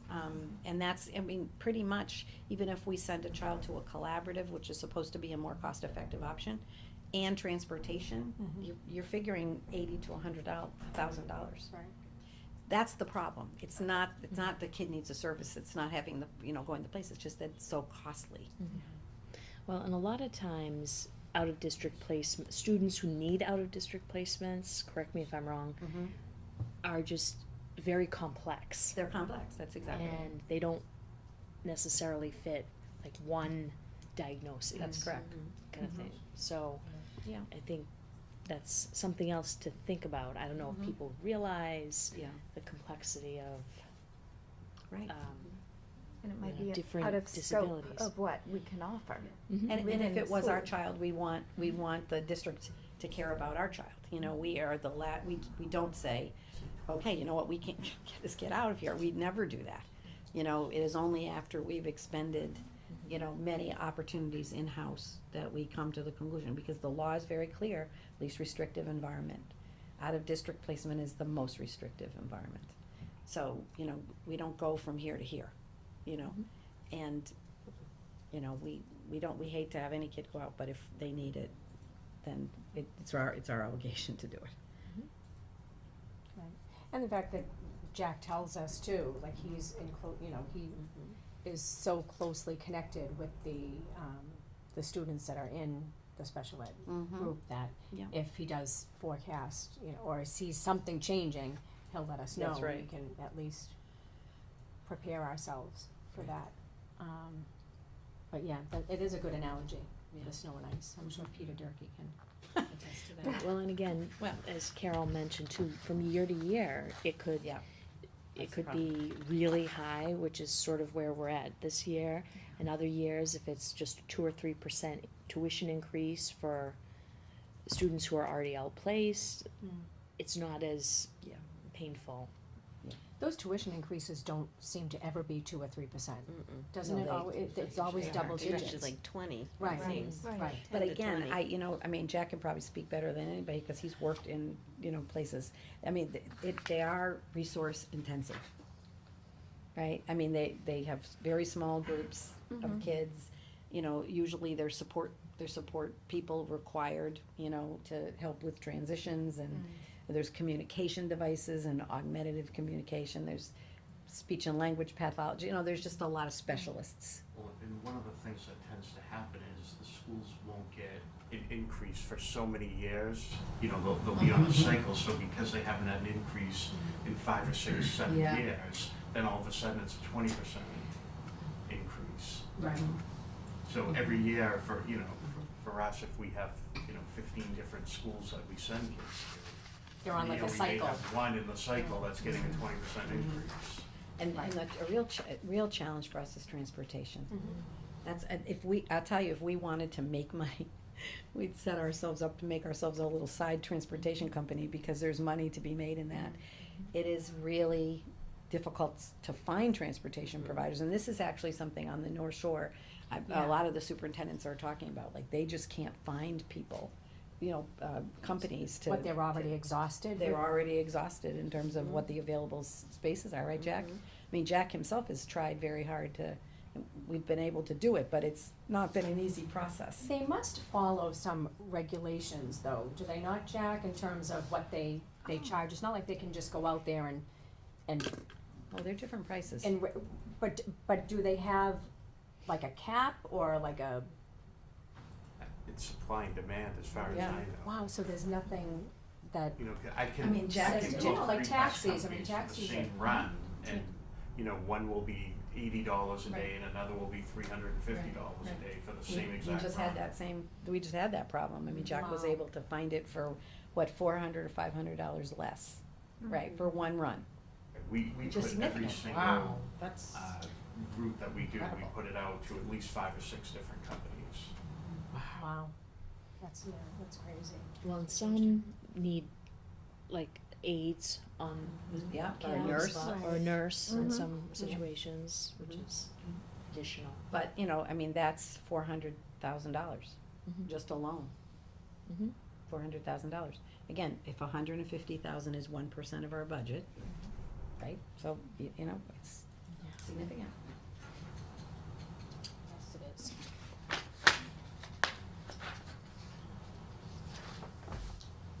Okay, do we have any other questions about it, or? It's very well done. I know, Really Friday well looks done. great. Yeah, Thank you. it always does. it does, oh, yes, great work. Well, it's nice But I because can we follow work as a group, so that, obviously the administration, but also we work with the school committee. I think the budget and finance subcommittee, that's a good connection, because then, you're not surprised at the end, Oh, yeah, right? no, I mean, I we're, know. So I want to ask Cheryl, how were you, enjoying the experience? No, Right? it's been very interesting. I'm, understanding things that I never understood before. everybody should do budget and finance at least once. And everyone has but Suzanne? Suzanne, I Right, think, you haven't has. done it? You have. I have, Yes. No, just, Got those looking fingers. at, As far as I go. well, looking at the numbers right in front of you, understanding revolving accounts and how they work, Yeah. it's just very interesting. What I always found interesting was this time of year you meet so often, but so much changes in just that week's time that all of a sudden you sit down and Yeah. Suzanne will be like, oh yeah, no, forget that, Oh, yeah. we have to now look at this Right. figure, and it was a lot of I know, moving we parts met, that happened. we met over vacation. Yeah, Yeah, so, that's good. Well, and of course, we're dependent on state funding, and the state budget doesn't finalize until June Right. 30th. Right. Speaking of that, actually, that was a question. Do we know how much Chapter 70 funding is projected to be this year, and are we getting more or less, or? The projection I saw it was thousands of dollars. It was not significant. Just a few And thousand? circuit breaker is really More. It's like discouraging, because, it really was promised to be funded at 75%. Right. And then it's pretty much been 72%. And word on the street is it's probably gonna be closer to 68%. So We're what would that be lobbying in that, That would we're- be awful. we're lobbying very, very hard. be In fact, the superintendents on the North Shore, we have a legislative, luncheon on March 15th, and the whole focus of the luncheon is on circuit breaker. And we're actually all creating documents that basically, show, what that what impact would the be. impact is because even for us here, we've budgeted as if it's gonna be 72%. If Because it's If it's 68, then we're yeah, in that's trouble. that's gonna be So bad. like, what would what I've that, read, what, that what it's would that look like 72. to us if it was much 68? less? Yeah, like round, I won't hold you to it, but how many thousands It's would like that? 472, I believe, at 72. But what we are using for this year, next year's budget is what we're set to receive this This year. year. So is that what you're saying? They're gonna reduce it to 68 Well, that's this year? what they're saying is that, you know, Possibility. the possibility is, and I think the governor's budget was actually less than 72%. So, yeah. So that's 4% why less everybody would feels be- this sense of urgency to say, wait a minute, we really need 75. It was 72. If it's 68, that's really gonna be a hardship Right, for us. You know, we need to get closer to the 75. so probably another like $20,000-$30,000 less. Wow. Which in a small district and Oh, a of small course, budget, yeah, that's a lot significant. of money. Mhm. Right. So you're going to that on March 15th? March 15th, it's gonna be at Whittier Tech, so I'll have more information, you know, from that. Senator Tar, you know, had, asked us to, you know, really, you know, give them some concrete, you know, they like to walk away from those meetings with stories they can tell, right? It's not just number after number after number, but what is the story behind the number? Right. Like Triton was telling the story about over the last period, you know, several years, you know, they've reduced 50 or 60 teachers in regular education, but they've added tons of staff, you know, specialized staff to deal with special ed costs, right? And In order so- to keep them in order in-house. to keep them, and then when the, you know, reimbursement is down, you know, this is what it affects them, so, you know, so we'll all have information and a story, and then I think it'll be a strong message. And I know, you know, the towns are talking, you know, to their folks. I'm sure we could, make sure MASC is, you know, taking a strong position on making sure that the funding is as close to what was promised. Right. Cause that, I mean, that's what it was promised at 75%. And it's not close to that, it hasn't been close to that. I don't think it's ever been that, at least in my time. Not for a long time. Yeah. So, Yeah, 72 is the number that always sticks with Yeah. me. so, well, thank you for your attention. Sure. Okay, so the total budget number, my eyes, is it 15,834,278? I believe so, yes.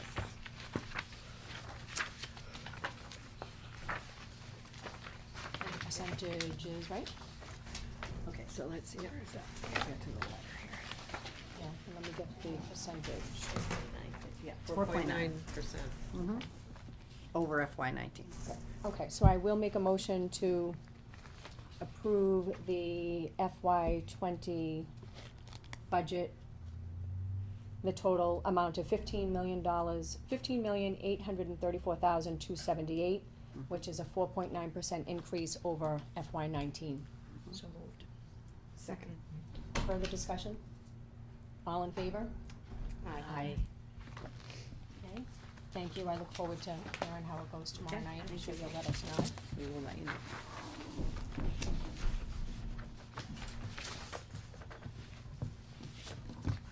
And add this to the budget. The other binders in my house, right, Suzanne? Oh, yeah. Suzanne asked me what to do with all of her stuff. She have has a- she I has have a boxes and boxes of stuff. Boxes in the attic from the very first, You can, we'll recycle it for you. I was gonna have a shredding day. Yeah, well, there you go. That'd be more fun. Okay, so, b- more sheds we're talking about. Another shed. Remember another shed, Where are baseball, you, Barbie? I'm baseball, sorry. softball Softball? shed. Oh, yep, yep. Yeah, So so, this is the other shed. yeah, Where's the location? And- Oh, I You saw know, that. the one when you come, Sure. first come up the hill. This I was a little unclear about. Oh, but they're planning to use Whether the it's an shed that's already enclosure there. or a shed. Okay, so, are there pictures of you trying to think? No. Okay, No. so you know what, Mike didn't give me the pictures. there's no Okay, pictures. so, you know the shed, when you walk, so the field is here, and then you see the shed, full on. Which field Okay, are you so you talking come up the about? hill, Pembroke. The new fields at Pembroke. Oh, So, you know the little parking lot? yes, there's the a little little parking parking lot, lot. there's a shed there, There's the yes. little shed there. Okay. All right, so, the front of the shed Mhm. is open right now. Yes. So it was open by design. Okay. When a the little building, farmer's porch. when the, Yeah. farmer's porch, Yeah. when the building committee had first, that was very important to Ellie. Because she thought that, people, when they came to the games, if it rained or it was inclement weather or something, they could stand under it. and, cause there was nothing there, it was literally just a porch with some. It turns out that people don't, because of where the angle is, like it's really not in a Not place that's conducive to see conducive anything. to seeing the game. So it's really become just a, you know, sort of a dump stuff there, you know, like equipment or supplies or something. So, what the GAA is asking if they can do, because they do a lot of work on the fields, they do help us, you know, do it, and they have some pieces of equipment that, you know, would be difficult to just leave out in the elements. So what they're asking is, can they build in the front? So in other words, it would be enclosed. Just enclosing that front porch that area. front porch area, obviously in line with the same architecture that's on the rest of the In a building. way that would look good. So it would look very nice, and then they would be able to just store their things in that. And they think that would be enough room? Apparently, that's what they think there'd be Okay. enough room. They only have like a tractor or something. Yep. But, that's what they'd like to do, rather, and we agree, because rather than, you know, we just put another Building. structure in there, another structure. Right. And because they do do a lot of man work on those fields that are right in that proximity, you know, that, they suggested that to Mike thought that made the most sense.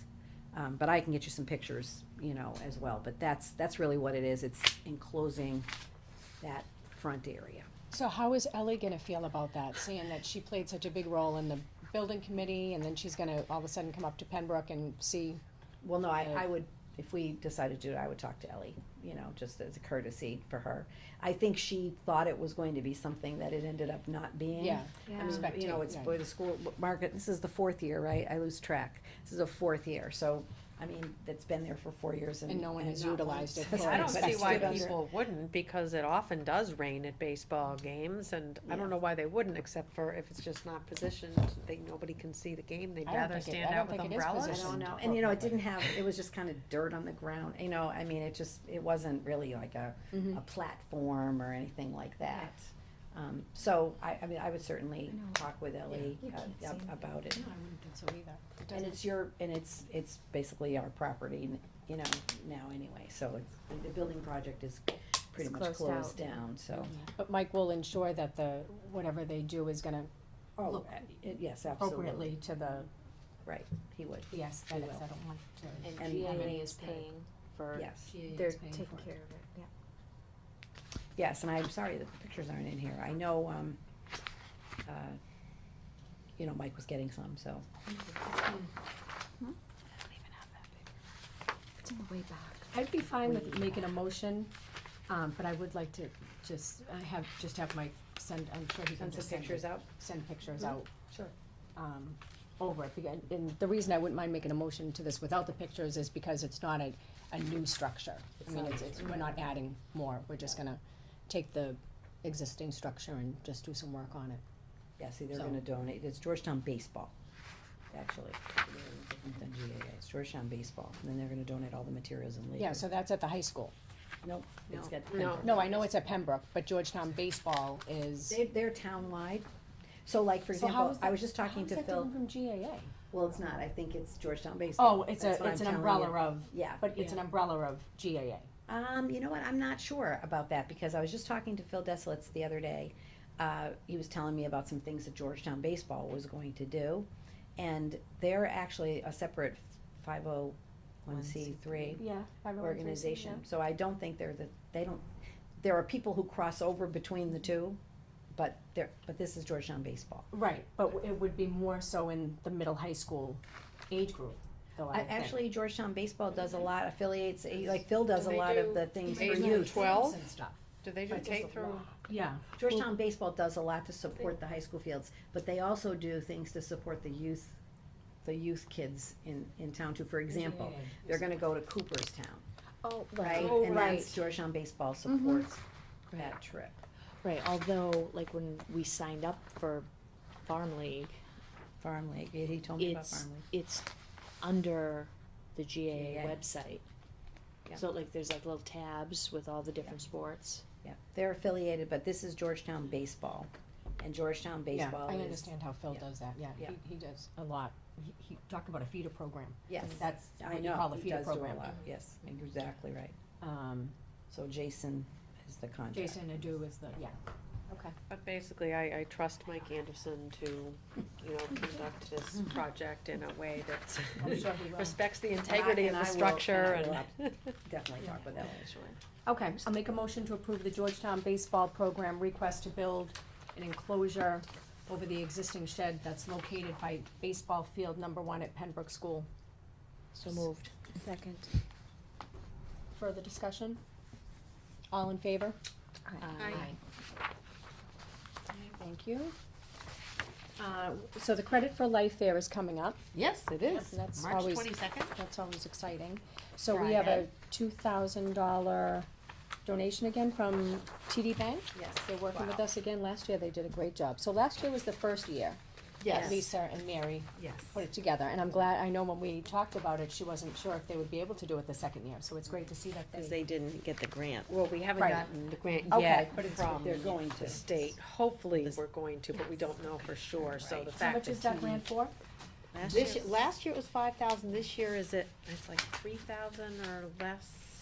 I'm not sure. It's not as much. I know it goes down every year, cause they want you to be, you know, funding it yourself.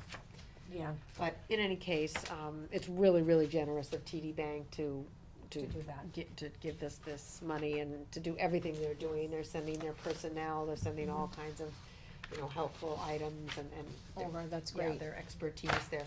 And Ian Memhart, who is the manager of the TD Bank in Georgetown, is on the committee, the planning committee Oh, for nice. the Credit for Life Fair, so he's very active and Mhm. interested, and they've just been super. Yeah, good. And I know last year they had like lunch and everything after the fair. Yes. That will still be able to be provided even though the grant is less? Or- It will be able to be provided if we get money from the state, if not, no. So it would just be the Credit for Life Fair and then the kids go back? I mean, we're optimistic about getting the money, I Okay. think probably Mhm. we'll be able to have a lunch, Mhm. but we don't know for sure. Are you familiar with the Credit for Life Fair? I know you are because you had a senior. Yeah, it was I great.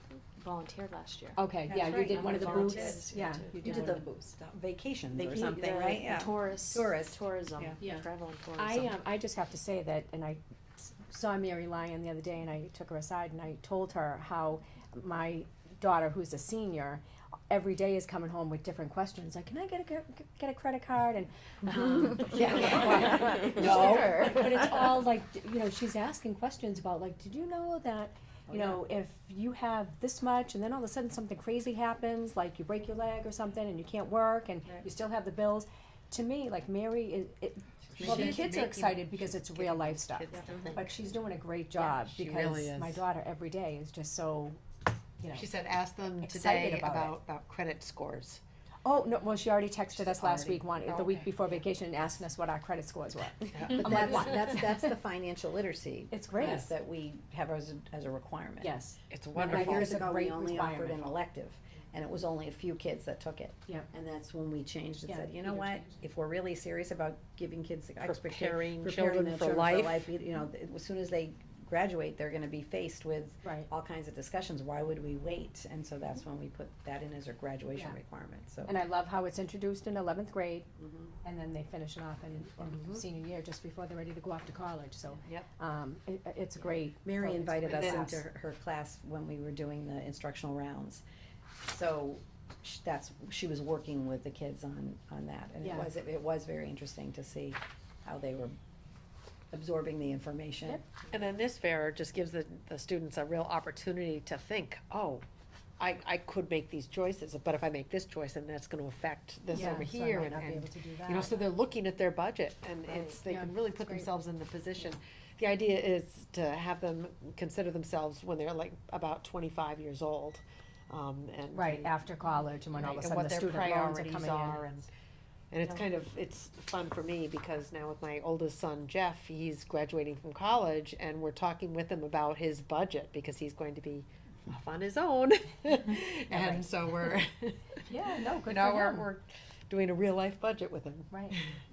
Yeah, well, it's funny being in exciting. the travel and tourism booth. Yeah. The kids would all come and say, I mean, they took this very seriously, and they would say, I can't take a vacation. I have no money for vacation. Right. Either I'm going to eat or have a vacation. Right. But it was the expectation that they participated in every booth. Yeah. So they had to select one level or whatnot.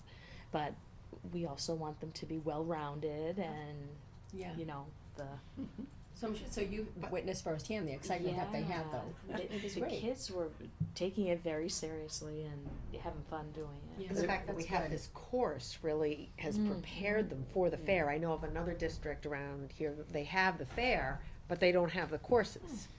Which, I mean, the fair is great, but, you know, you really need to understand the basis of it. apply. What you've been learning. Yeah, The Yeah, apply what you're learning. It's, Yes. March 22nd, I think. And do you, Friday.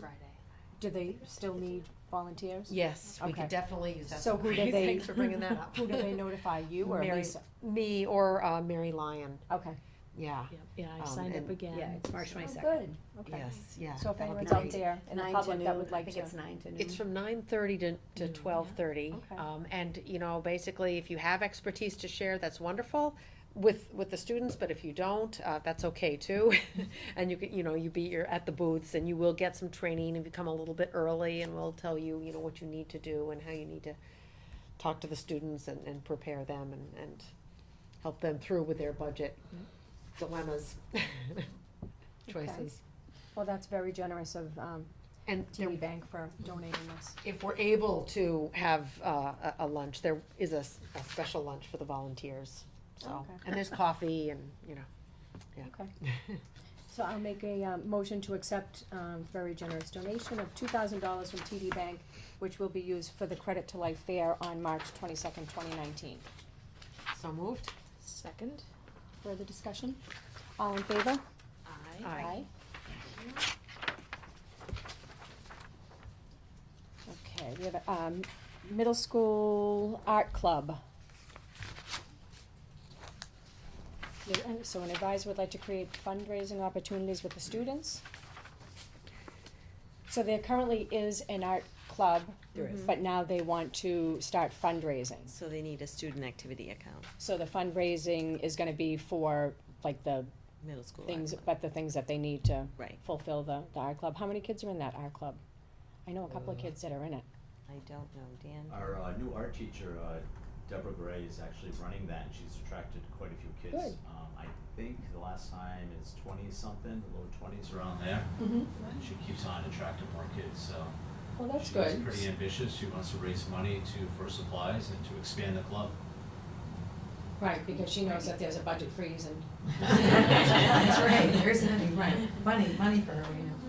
Right, well, I commend her for doing that, being first year teacher here at Georgetown and taking on an art club, which is great because we have some really talented artists in our community. It's amazing. I mean, you walk the hallways of that school and you see what love those seeing students it.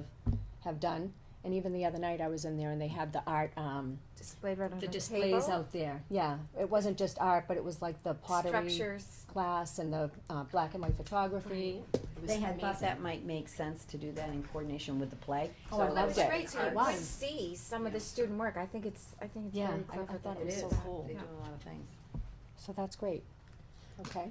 Anybody have any questions about the, so we just have to set up an account? Just, Yeah. so would the Just middle have to school vote art it so we can set it up. program like, supplies to be donated if anybody has I know, I art wonder. supplies, or? Not sure at this point. I don't wanna overwhelm them with something that they don't need, but, You could probably email her and ask her. yeah.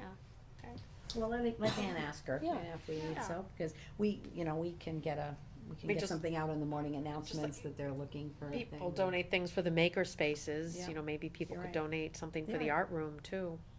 Yeah, absolutely. Hmm. Depending on what kind of projects she Right, wants to do, that makes ribbons sense. and anything, paints. Okay, so I'll make a motion to approve the request to create a new line item within the Georgetown Middle High School student activity account for the middle school art club, as presented. So moved. Second. Further discussion? All in favor? Aye. Okay, now we have a draft of the calendar. I mean no disrespect to anybody, so please don't take it this way, but last year we had to approve this, 4 times. That's So, right. Well, let's hope we're. How good are we on let's this? hope we're getting better on this. How many eyes were on this? A lot of eyes were on it. Last year too, though, unfortunately. Bobby, I did see that in the notes that there were 2? considering Oh. starting before or starting after. Well, that's up to you, Mrs. McDonald. The reason that that's in the orange notes is because We can- when Barbie and I had a quick conversation, you know, we were, because it kind of ties into our little conversation about the blizzard bags, you know. Well, I was gonna bring that I think up. people's concerns and the reason the blizzard, and we're actually continuing to move forward. We're talking to the Pembroke teachers tomorrow and getting their thoughts on the proposal that we, you know, kind of are circulating around. But I think everybody's biggest concern is not necessarily when we start, it's when we end. Well, exactly, And which is why I brought that up, because that I had noticed that if we go with this, you're ending, I believe it was. 15th. Mm, Oh, this one, the no, 19th. Wait, we can tell no, you. and 18. We're the ending the 18th, and then the Right. 25th if there are the 5 days. Correct. Do you have 2? So you gain 3 days by going before. No, it's just Do we one. have, oh, I so, was just reading notes. oh, okay, No, she's It's in looking the here. notes. She's Yeah. looking Orange in the notes. orange Yeah. notes. okay, so, So, but what I'm saying is, you know, I know with the blizzard bags, and if that does come to fruition, then, you know, Well, that would Five. kick in After after we had, if the current program is It's after after the three, it's after the 3. Three. And it would be no more than 3 blizzard bag days. consecutive. Right. And we don't typically have more than Right. 3 snow Right, days. I noticed your data that shows that Right. Georgetown typically only has what, 2? Right. Cause I mean, we want if we do something like blizzard bags, we want it to be something, you know, that's meaningful and valuable, and nothing replaces the value of the Right. instruction in the Instructional time. classroom. So, you know, I expect that we're gonna hear maybe from some teachers that they would prefer to start the blizzard bags like day 1, the first Right. snow day. That's really not on the table right now, and the reason for that is because we wanna make sure that there's minimal impact to the students. Do you know how many districts that do offer the blizzard bags started on day 1? Or do most There's of them- one, Wakefield. Oh, Wakefield There's does. one, So Wakefield most does. of the other ones have They all more have than more one than day one before day. they. Mhm. Hmm.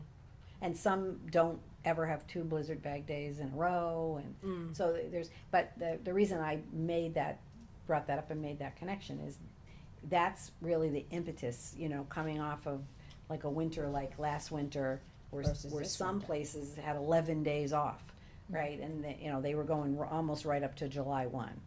If they started after Labor Day, they were very, very late. So the way it works in Georgetown has been, you know, the before and after makes a difference, right? So I just wanted to give you the opportunity after my conversation with Barbie to see, so if we went and started on a schedule that just basically said, we're always gonna go before Labor Day, regardless if Labor Day's early or late, what would that look like for next year? And that's what's in your orange notes. We put the calendar together as if it's consistent with what we typically do, which is if Labor Day's early, we go after. And the teachers, their contract is for 184 days, so we count the first day of school, but then there are 3 full-day professional development days. If we decided to do something different with professional development, then we've got to figure out, like, how we deal with those 3 days. We can't just say, well, teachers now work 181 days, because then there'd probably be some salary and, you know, differential for that. We did set up a professional development committee that Colin's starting in the strategic plan this year was set it up, and next year was, you know, kind of move forward. And we would like to talk with the professional development committee about, you know, the way we structure the time. But for this year, our plan was to do what we've done in the past, which is the 3 full days spread out throughout the year, and then several half days in there as well, but those don't affect the beginning and ending of school, cause they count as full days of school. It's really, so this is kind of what happens, is it starts what is it, the 2nd? Yeah, starts the 3rd, and then ends the 19th. Sorry, 18th. So If the it's- greens are the professional development. And then the other option is, you know, if it started before, then it's the 15th. Which doesn't look like a huge difference, It right? would No. make me feel No, it better doesn't if look it like was a the huge year, if difference. it was the Right, week if it before. was the week before, it would be, a bigger difference, so. Well, I think kind of keeping to our like unwritten rule Yeah. about if it's on the first, second, or third, we'll start after. Yeah. The fourth, fifth, sixth, we start before. Usually, with the 4th, we started the opposite of what you just said, but Oh, the 5th, 6th, 7th. fifth, sixth, seventh. Usually the. Although when it was the fourth, we We- did. we start That's the before. tricky one, right in the We- middle. The last time it was on the fourth, we started before. I'd have to check. I'm- When it's the 5th, 6th, or 7th, we start before. It could be Right. the 8th too So sometimes. the 4th, I'd have to. The fourth, I remember we had a discussion. We had a about it, big discussion. And I think I we can't remember started which before. way we did. I'm We might pretty have. sure it was before, but We might anyway, have. it's I think you might be right, Cheryl. a nice compromise for the folks who prefer to start after, and for the Right, folk, you know, because so it's early. so keeping it, like I said, our unwritten rule, if it is That's early, why we start produced it that way. We figured Right. that's Yeah, probably what would That happen. makes But sense. just to have, so you have the other information, that's why you have that. Okay, so if it was after Labor Day, the first day of school would be September 2nd. 3rd. Sorry. Oh, the teachers would be September 2nd. No, that's No, Labor no. Day. Are you That's talking Labor about Day. before or after, Oh, Bobby? I'm Labor- sorry. oh. She's talking about if- after. So the So 3rd Labor Day is is on September 2nd. staff. Yes. So everybody So the comes. fourth is the first day for the kids. Birthday is the first day for the Okay. kids.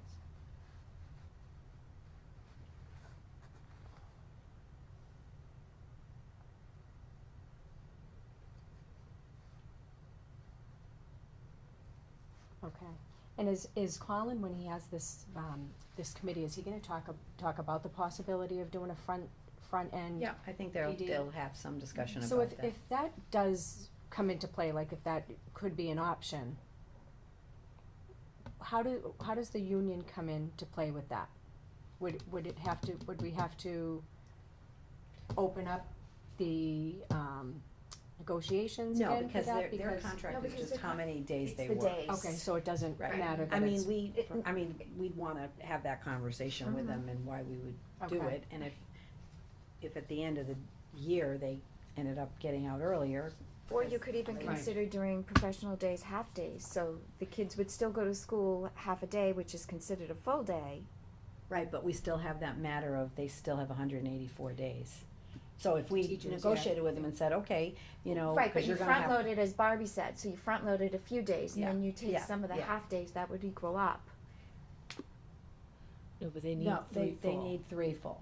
They need 3 In, full. in addition But to one that. of the things we did talk about, you know, cause if they didn't do the 3 full, if you didn't have full days in the year and you just said, all right, the first Friday of every month, you know, is an early release, you know, but you still have the matter of those full days. So I guess you could say, we're gonna do 4 full days up front, but, you know, I don't know how effective that's gonna be, to tell you the truth. Well, but- and if things come up throughout the school year. Yeah, that's been Yeah. we've appreciated that, because, you know, we'll start some curriculum at the beginning of the year, and then, you know, if we have a training, you know, in January, we're really checking in to make sure that, or we take the next level of training, so people can actually absorb, as opposed to. So these districts, like the, Hamilton, Wenham district that does like a consistent every Wednesday, half day. So it's not really like a full half day, they get out at 1, I think. So it's like an extended day. So do they utilize professional development every Wednesday? I don't know that, I can Yeah, find so I that wonder out. that, I because have that's a the- lot of professional development. You're Well, saying no, what do you think they do? I think what a lot of school districts have done is lengthen the school day on that Monday, Tuesday. And for example, shorten Wednesday, and lengthen Thursday, Friday. Meetings are usually during that time, but it's so also. you don't have them after school. That's what a lot of schools have Okay. done in the past. So it's not professional development every Wednesday, but the rotation of meetings, faculty meetings, curriculum meetings, and department meetings, we'd all meet on that short During day. school day, during school time, Okay, or during work day. okay, that makes sense. Okay, thank you. When I was in Greenfield, it was every Wednesday, and it was, usually it was PD, But sometimes the PD was specific to departments or to schools, you know, and there could be some connection to having meetings and those kind of things as well, Yeah. but there was PD. And I think you're right, I think a lot of people felt like this is just filling time, Yeah. so it's finding that Happy balance. medium. Yeah. I just know a few people have asked me that, why don't we do the front end? Yeah. Yep, and I wonder too. And it but- depends on what we're doing some years too, but Yeah, I think we've gotta come to some conclusion of, you know, sort of, is this the way we really want it to work? And if it is, then we should keep it, you know, cause I feel like people are always like nervous about the calendar, like how's the calendar gonna be different this Mhm. year, you know? We haven't really changed it, but everybody gets nervous. yeah. And we've looked at the calendar in terms of like school committee meetings and, We did. and We did. activities though. Conferences. Well, for the purposes of this calendar, we've made sure that there were not like, conference Conflicts. nights. That doesn't mean that A teacher we've might got not it, have so something that's like one of the things, Dan, that would be helpful. It usually the issue happens with the concerts. Right, they seem to wanna do them on Thursdays, and they never tend to look at where the school committee meetings are. And it almost always conflicts. So, you know, if to the point that they're making, if we know what these dates are, can we like literally put them on the master calendar at the school, just so that, I mean, you can't avoid everything, I get that, but, So, funny you ask, we just had that conversation today about creating next year's schedule before we leave for summer break, that Yeah. everything is booked, Oh, good. for the year, and we would probably, dance around this Okay, calendar, but good. everyone who contributes a show, a performance, will need to book that this spring for next year, so that we're locked in Okay. and there's less conflict, so. Okay. We're Oh, good. creating a master Google calendar, we already have, but that's what will happen this spring, right after this Okay. is established. yeah, so that would be helpful. I mean, Good. sometimes things come up and they happen, but if we could at least do our best when we're building the calendar to try to keep to, you know, to these dates, we just can't change them. Cause it confuses people when we change them. Right. Yeah, So, good. so what are your thoughts on the start? What is the committee looking forward to? Stay with how we've done in the past, I think, where it's an early Labor Yeah. Day to start after Labor Day? yeah, Yes. I agree with Cheryl, I think that's a good. Because I think, you know, there's definitely some people who feel strongly about starting after. Yep. And some people feel strongly about starting Yep. before, so Right. in order to sort of compromise. they all Is that the and formula? As long as you Balance. let them know early enough, I think Right. that's the secret, you know, I think as people are waiting, so. And then the only difficult one is when you get that Labor Day right in between, and Yeah, then you yeah. have to have a discussion, and look at everything. Yeah, But that before- is yeah, not the case this last year, two and so the first two are pretty easy, Let's yeah. just go with. So Okay. next year it'll I be think this looks the great. first. I just, Right. I have one observation, April, so we've got a school committee meeting on April 9th, Where are we? and then it's, 5 weeks until the next one?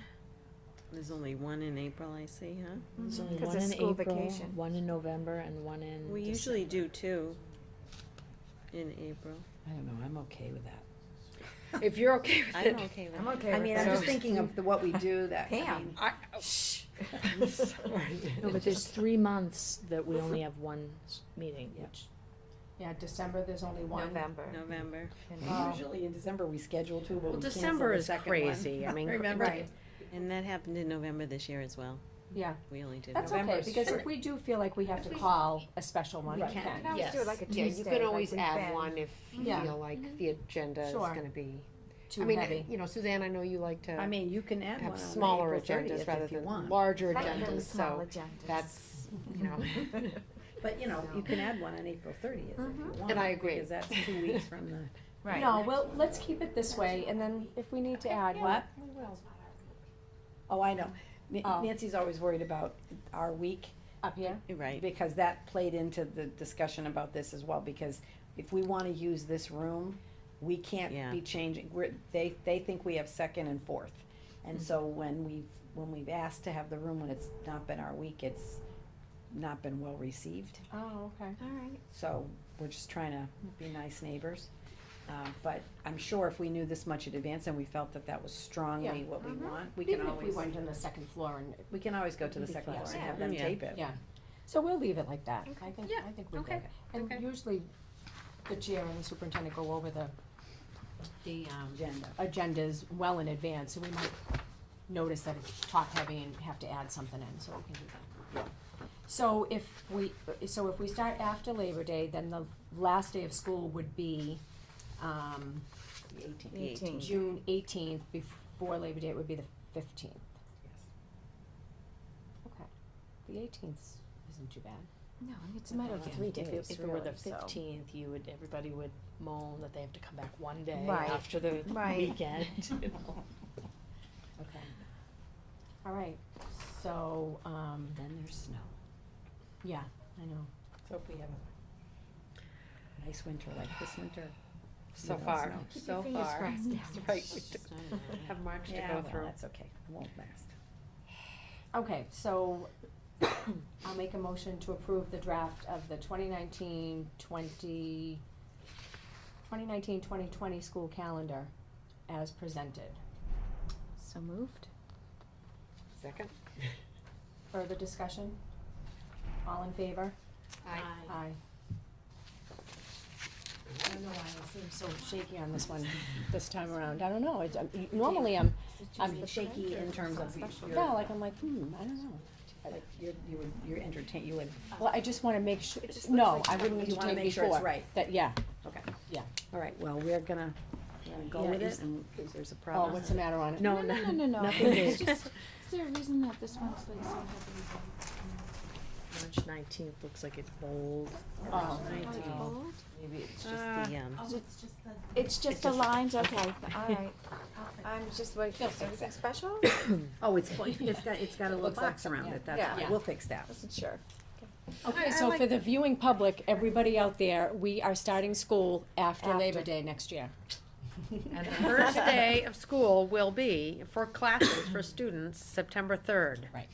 Tuesday, September 3rd. No, that's not right. No. That Really? Tuesdays Tuesdays for for the, parents. for It's the the No teachers. school. Teachers, Teachers. The Stop, fourth. stop, The I'm fourth is sorry, for I'm sorry, I'm wrong. students. Okay, September 4th. September 4th?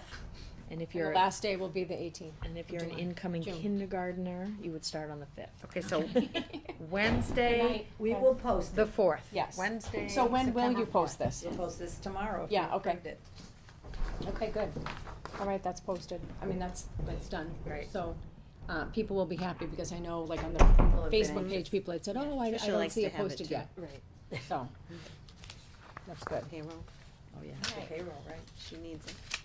Okay, so subcommittee reports, budget and finance, we don't need an update, so you just got that.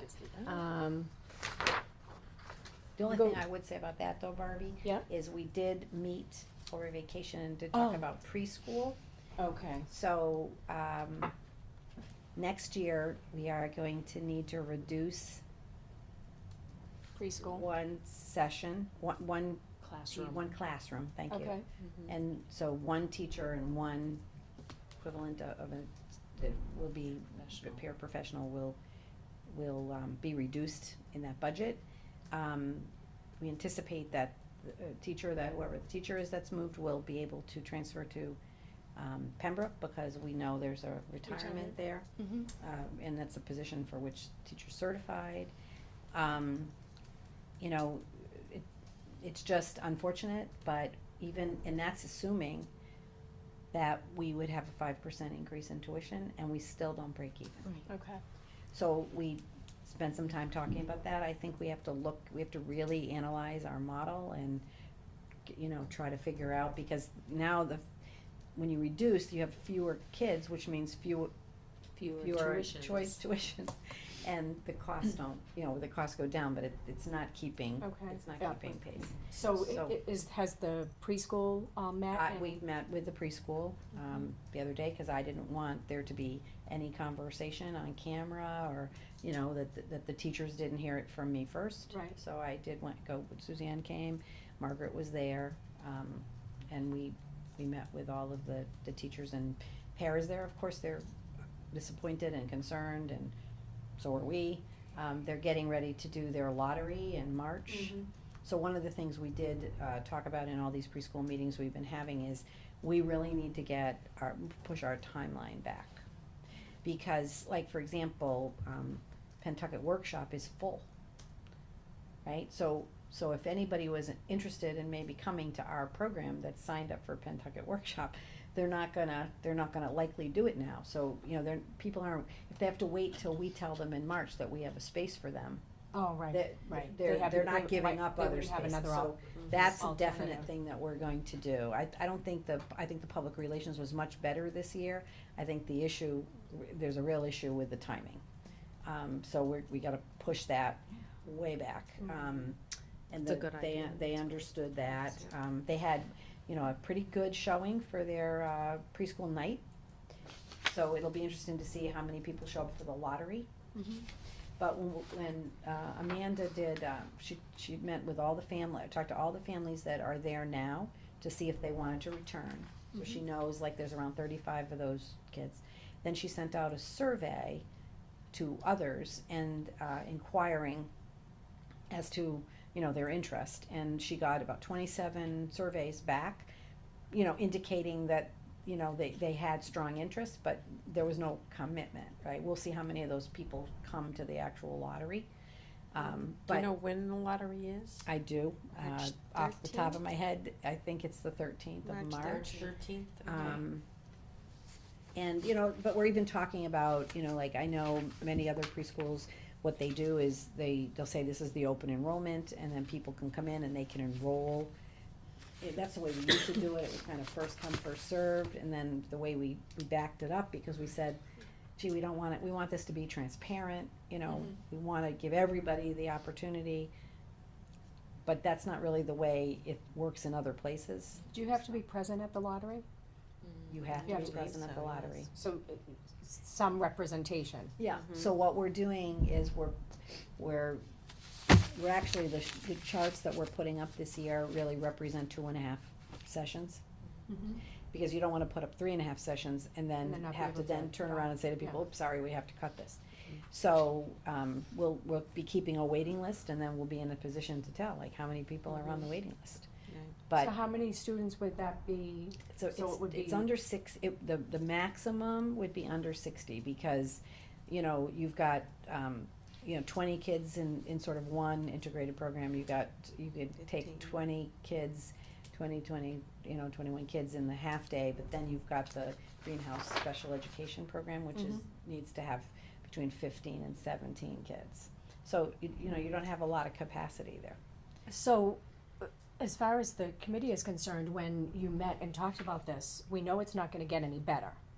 We have to come up with a Like different way of- forecasting the following school year, could that potentially be the demise of the program as we know it, and it would just be the minimal We're a little concerned required about that. preschool that, which. It might be, unless we think of a different, model.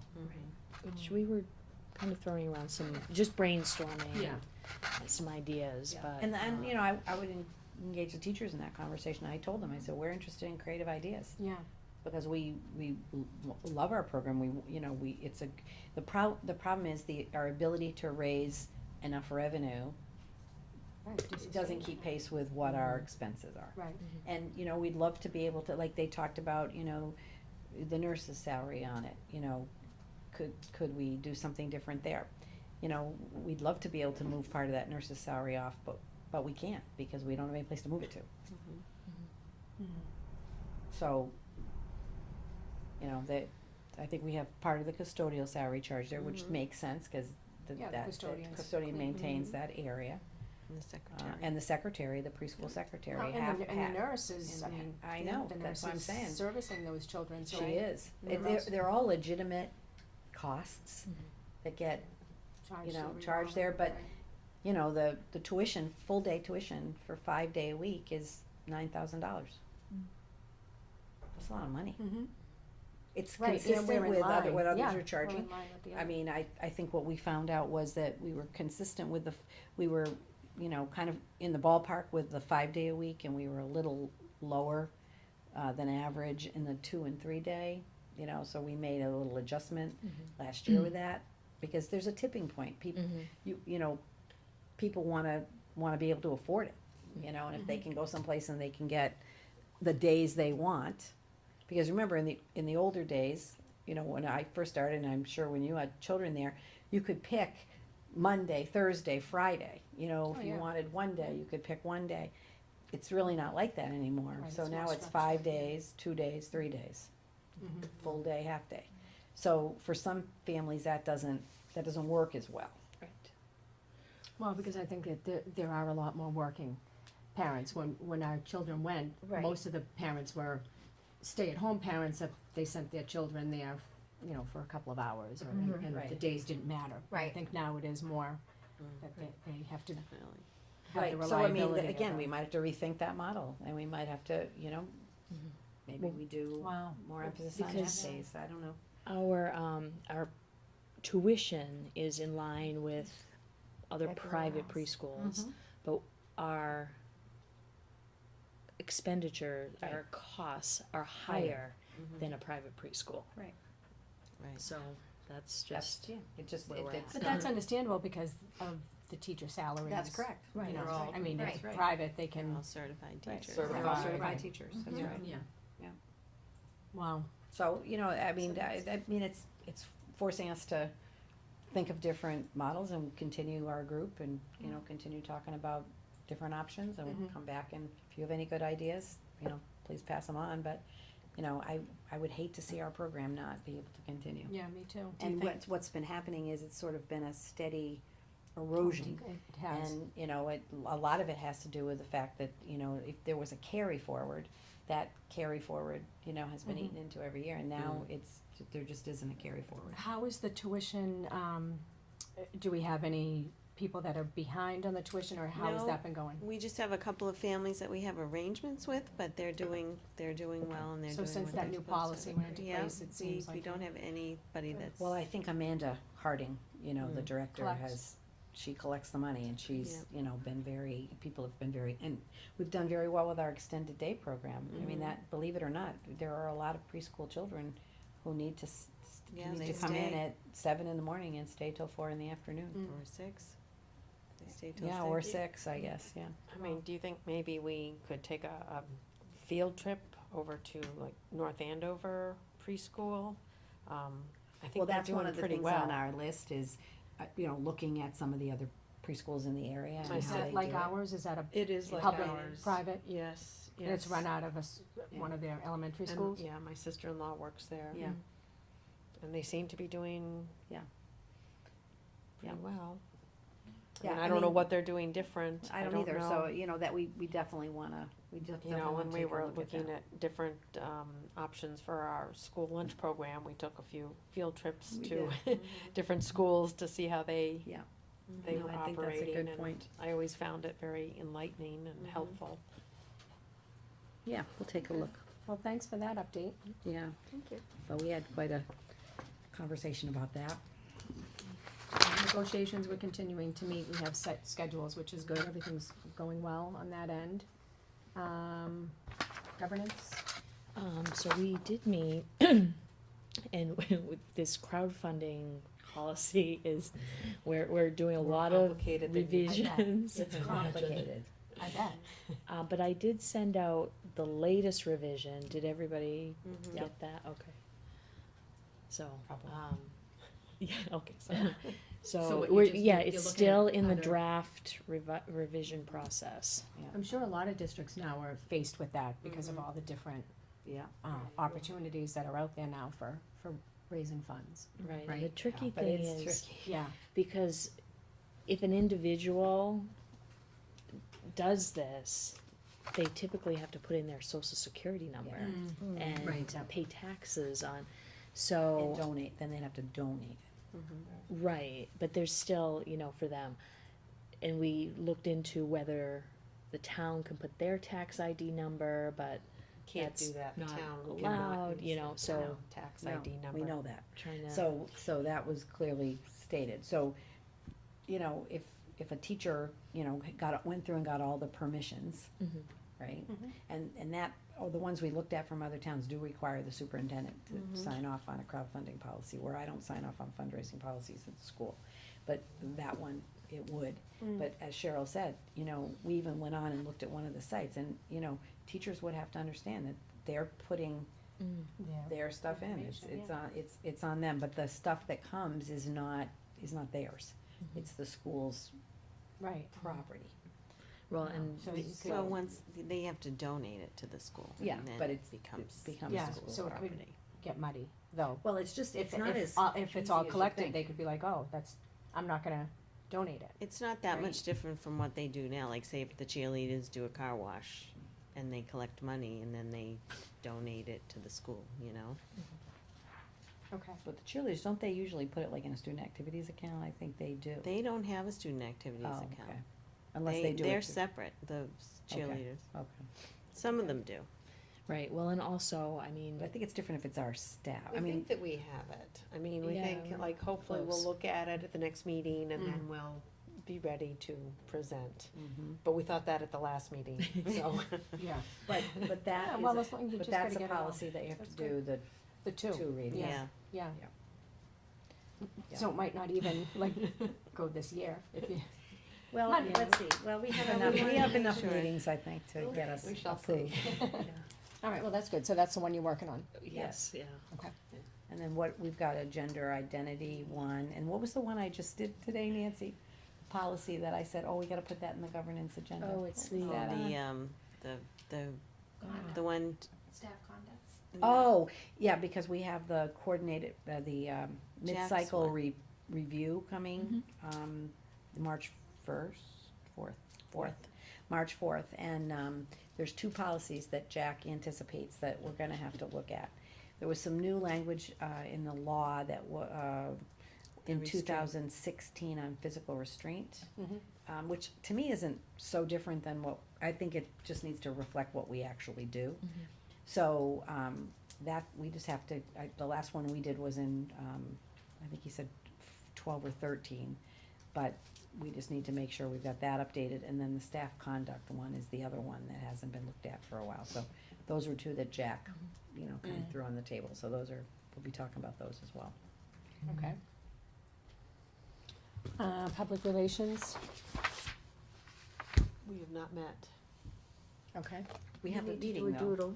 We have, don't we have a meeting scheduled? I thought I saw something on my calendar, maybe not. You don't think so? I don't think so. Okay, I'm aware of. Did we do a doodle? No. I don't know, We need to okay, so we'll get it with, We get a need to date. do one. We'll figure that out. Okay. And we had kind of talked about the preschool, so maybe we could arrange a visit that, through that. I don't know, just a thought. Okay, That's safety, I didn't make the last. what's that? Okay. Oh, the back. I didn't make the last safety meeting, Sounds so like an what did you emergency. guys? Oh, what did we talk Discuss. about? Let's see, what did we talk about? So, I'm just gonna make sure I got the right safety meeting here, Barbie. This would have been the 14th, So would have been, yes. February 14th? Yeah, I think so. Let's see. Yeah, I just saw it. Oh, there it is, safety meeting. Let's see, so we talked about, just got a very quick bus update, talked about the timeline. We wanna do something a little bit different with the registration process. We like the online, but The bus registration? the bus registration, and the route development, the timelines, just said we wanna do that as early as we can this year. This year, we had the fewest problems with the buses we've ever had. So, except for the registration process at the beginning, that was a little wonky. Everything else, you know, in terms of the routes, just made much more sense. We talked, there was a medical emergency at the middle high school, and that we just did a little table talk exercise on that, debriefing it. You know, what did we learn from it? You know, what are some of the things that, went well, you know, that maybe if we were in that situation, we would do it again. The SROs, did a little report on, the Alice training that we're, you know, getting ready for the Alice training and how we were going to approach that. That went very, very well. Good. At the school. Everyone took it very seriously, but as I wrote in my blog, I like had a tear in my eye as I was watching these kids and these teachers run full blast out of the school. You know, guy has a horn, you know, and he's like walking throughout the school, so, you know, you could see, like, I was down on the first floor, down near the music room. And, you know, he started in that corner, so you couldn't hear a peep in that hallway. But as soon as he started walking and he was, it was a little more distant, those people all bolted out. So everybody really, I think, felt good about practicing. The kids actually asked for drills. They said, can we practice this stuff?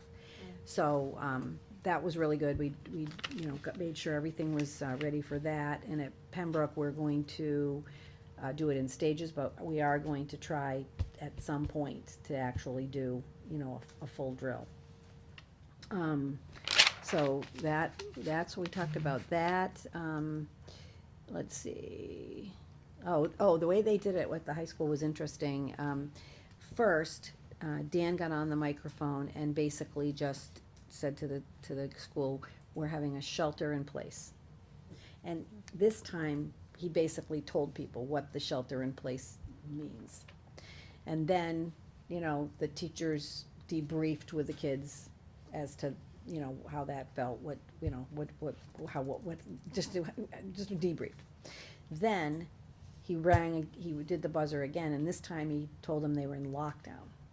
And so, immediately, it was amazing, immediately, because I walked the halls, you saw the stuff in front of the door, all of a sudden that's down, the doors, of course, were all locked, you could hear the locks clicking, because they have the locks on the doors. And then they debriefed that, and then they did a full Alice drill, which basically, as I told you, guy walked around, because they were saying it was simulating, like, if you had somebody with a gun, you'd be able to hear them. You'd be able to hear those shots across the school. So it's just, judging from what you heard, so they did that. Then we all did a follow-up and a debrief. The teachers debriefed as well. Dan sent out an 8-question survey, that basically, gave people an opportunity to debrief that way. And then the safety team, the school safety team, was going to, go over that and just follow up with the school resource officer too. The police department was great that day. They sent 2 officers. We had the 2 SROs, and then the safety team, which involves a lot of the, Beth Daly and the guidance people. They were strategically placed in different hallways, and they went and they actually checked the doors. Oh, good. So it was very, very well planned out and really well done. Pembroke is in April. They're gonna do April 3rd. They're practicing evacuation for K4. 5th and 6th on April 4th, they're practicing barricading. And then they're talking about, at some point later in the April, doing a school-wide, same kind of concept. Let's see. Let's just see. They talked about, we talked again about the door alarm. Just, who's getting the alarms on At the that. middle high school? Because for both, because, if teachers. It's on a time. It's on a time, and every timer. time anybody goes out the door, they get an alert, so they're trying to talk about that. And we talked a little bit about, hidden in plain sight, which we're bringing to Georgetown, in March, which will do a lot of Yeah, who is publicity bringing around. that? Is that Georgetown Cares? Yeah. That's bringing that? Well, in partnership with the Great, police. great. Right. So it, department. They're doing a lot. it was a busy, a busy meeting. Yep. A lot of the time was spent, kind of debriefing that medical emergency, with Fred and, just making sure that, Right, you know. because the children the students at children that had to time stay- needed they to had to stay stay- in the they classroom, had which to is shelter in place, understandable, yeah. because Yep. you can't have somebody, being assisted with class, Right, that so needs to they, be- the kids were 10 minutes late getting out. but- Right. But I think, Dan, let the parents know in advance that this was gonna happen. There was no secrets. The Yeah. kids knew it was gonna happen, the teachers knew it was gonna happen. Right, and people have to understand too, that there's also a, privacy, Yeah. Yeah. situation where you can't No, give absolutely so not. much, give Right. information regarding the individual, so. Yeah, I I think mean, some I of the think people people who- have, been, satisfied with the amount Good. of information that has been coming out in the timely fashion. I mean, our most recent situation that we dealt with last week, we're doing the investigation on that now, but, putting information out in advance, as soon as it was available, I think, getting feedback that was positively, received, and, you know, we'll see where, you know, where it goes from there, but. Now, are you planning to have, get together? Well, I don't know, we haven't talked about that, you know, right now, we're just doing the investigation, and then Okay. I did get a email from one, parent who said that she would love to see something done, you know, in the community, and asked if I could have her come in and chat with her, so I actually am setting up a meeting with her and Dan, and me, and then, another mom just, you know, called me with her own personal circumstance, that she just wanted to make sure kids were safe. But other than that, you know, we haven't heard a lot Mhm. more. Okay, so the investigation's still going on, Yeah, so. still going on, Okay, but that's what we talked about, safety. okay, good. CPAC, Pam, do you have anything to talk about? No, I don't. No? Sorry. Oh, no, that's okay. And then superintendent evaluation. We have not done That's, anything. it's almost March, isn't it crazy? This year's going by so fast. Can I just remembered, so the CPAC actually is going to have, they've planned, monthly meetings with, Jack Tiano. Oh, and, yes, I saw that. That's One's so- tomorrow, right? That's tomorrow, Mm. right. So I think That's that's a still- great idea. Is that still going on? Because I saw the email We just today that started. Oh. he didn't, that one of the people just responded today, so I wasn't sure. No, Yeah, it's going on tomorrow. Yeah. All right, so I- that's I good. thought So that you'll, was- you'll, I'll be there, keep yeah, up- yeah, absolutely, keep up. and, you know, just to keep everybody informed of what's going on and Mhm. able to ask questions and have questions answered and, yeah. okay. Do you have anything else that we wanna mention in terms of, subcommittee reports? I think I'm all good. So tomorrow night, 7 o'clock, Finance Committee, you and Michael, along with these two women, will, talk about the budget, and hopefully you'll have no problems answering all the questions that they have. I'm sure it'll go fine. Good luck. If we do, we'll Good get luck. back to them. I do wanna wish, I hope, I don't know if the hockey team won tonight, but I hope they did. And I wanna wish the, boys much luck tomorrow, and either way, regardless of how it goes, they had a fantastic year. I think the ending of the year was Yes. really great. Yeah. Five in a consecutive row wins. is pretty impressive. Wasn't and- good for and my they were- heart. It was a really fun season. Oh, But I think they're gonna go further, so I hope they do. Barbie, could I just, mention that I gave you all a copy Yes. of this, just so you know. There's, there's been a little group of us that have been working on just trying to help the town think about this Recreation and Youth Yep. Services Director position. Last night, we went to the Board of Selectmen and talked to them about the specifics, because they didn't have any specifics. And, So this is FinCom what you apparently, FinCom apparently has it as well, because when I met with Ed, I knew there was some confusion on it, so I said to him, well, this is the third draft of it, based on feedback from the different groups. And again, it's really gonna be, up to the town to determine, if this is a position that they think is, the sense I have is that everybody sees the connection, agrees that it's a needed position. This is being proposed to be done with a redirection of some of the park and rec money. So the new money that the town would come up with would be about $25,000 in year one for this position. Again, if you read it, you'll see that, the genesis here is like, when you think about all these bulleted things that the park and rec is either responsible for now or is going to be responsible for, because all these projects are in the pipeline, and they are the only department that doesn't have a paid professional. So.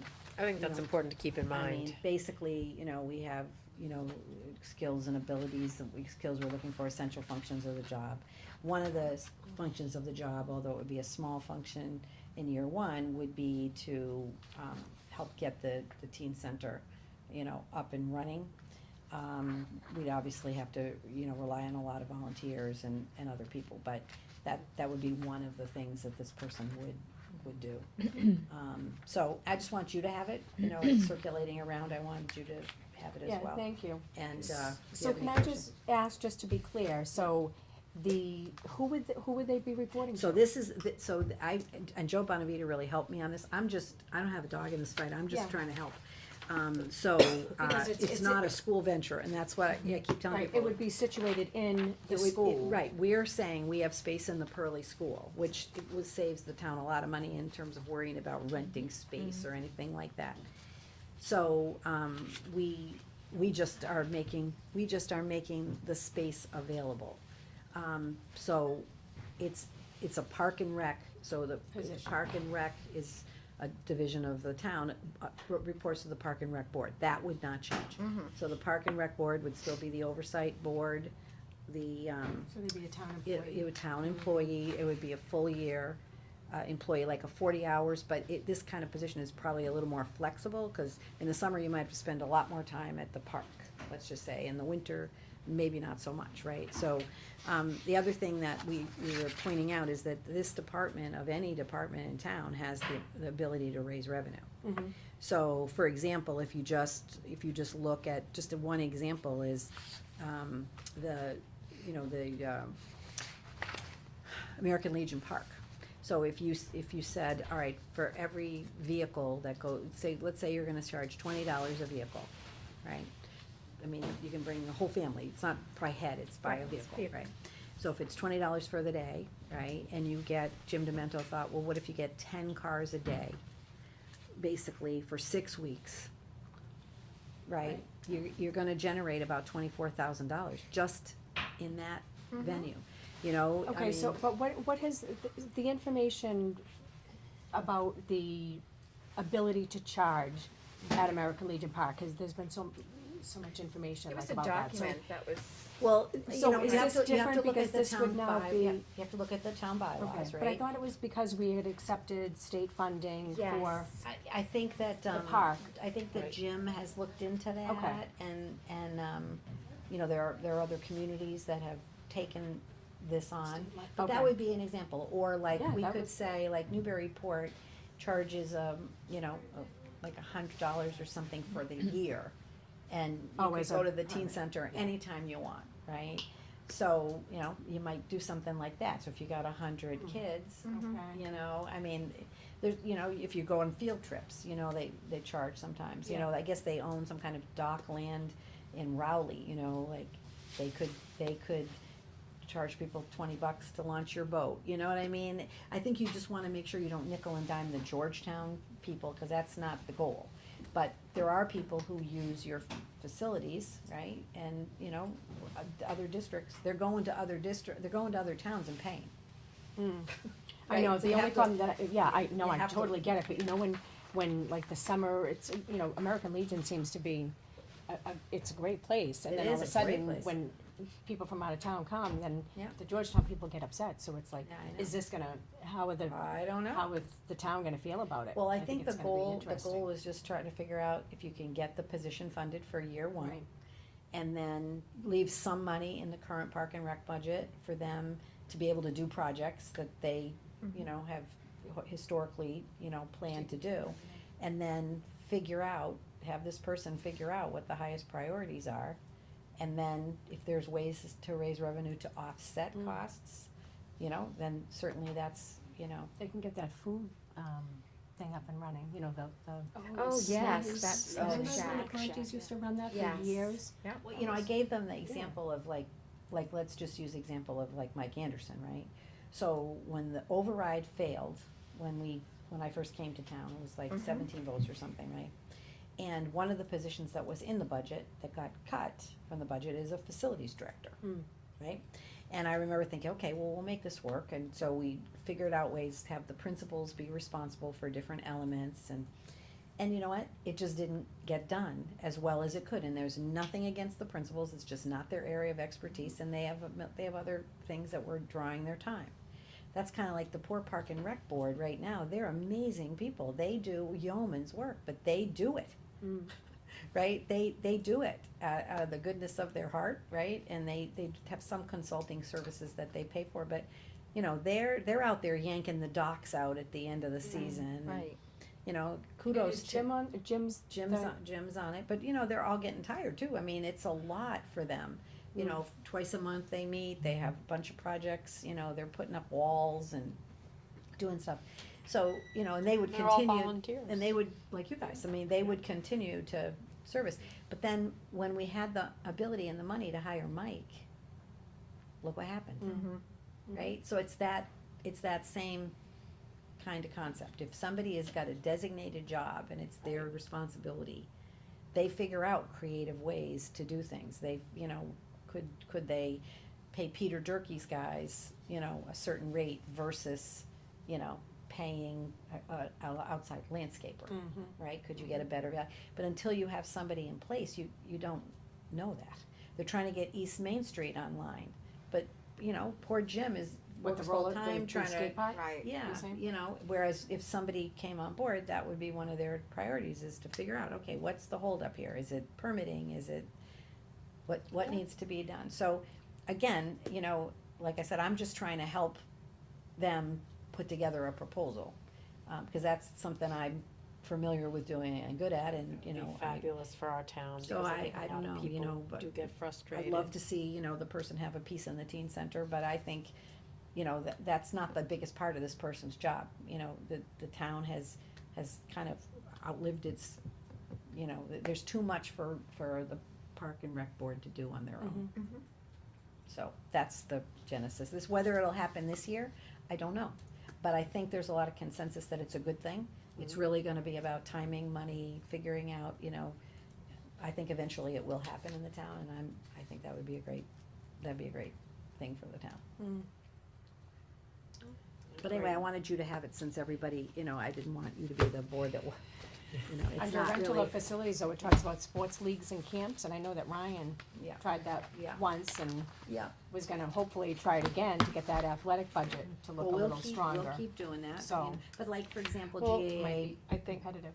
the timing of getting the, you know, the advertising and the word out to people, I think It could was- be, just like with the preschool, if we could do it a little bit earlier, Yeah. Yeah, that would this is really late, help absolutely. people. I mean, people are already making, it's February, the end of February, I mean, a lot of people have already made their summer plans. No, but I'm saying if this Yeah, she's person just- is, that's part of their job, it would be competition for a program that the school offered. well, I think that's why, like, for example, right now, I didn't know this till I was working with them. Park and Rec and GAA have an agreement where GAA actually pays them some money to use the fields, I think, West Street and, not American Legion, Little's Hill. Yeah.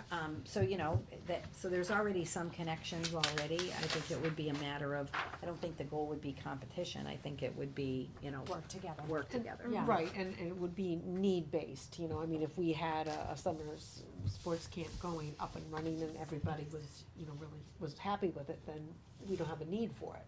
So I would think that, I mean, it sounds like somebody in that position will have plenty of other things to keep them occupied, Right. especially in the summer. This person would be busy. No, that's good. Yeah. Okay. I don't have any other regular No business to executive discuss. session, no? Okay, so I am gonna make a motion to adjourn. We do not need to have an executive session this evening, so at 9:07, I'd like to adjourn the school committee meeting. Second? All in favor? Aye. Great, thank you. Good Have a good night. night.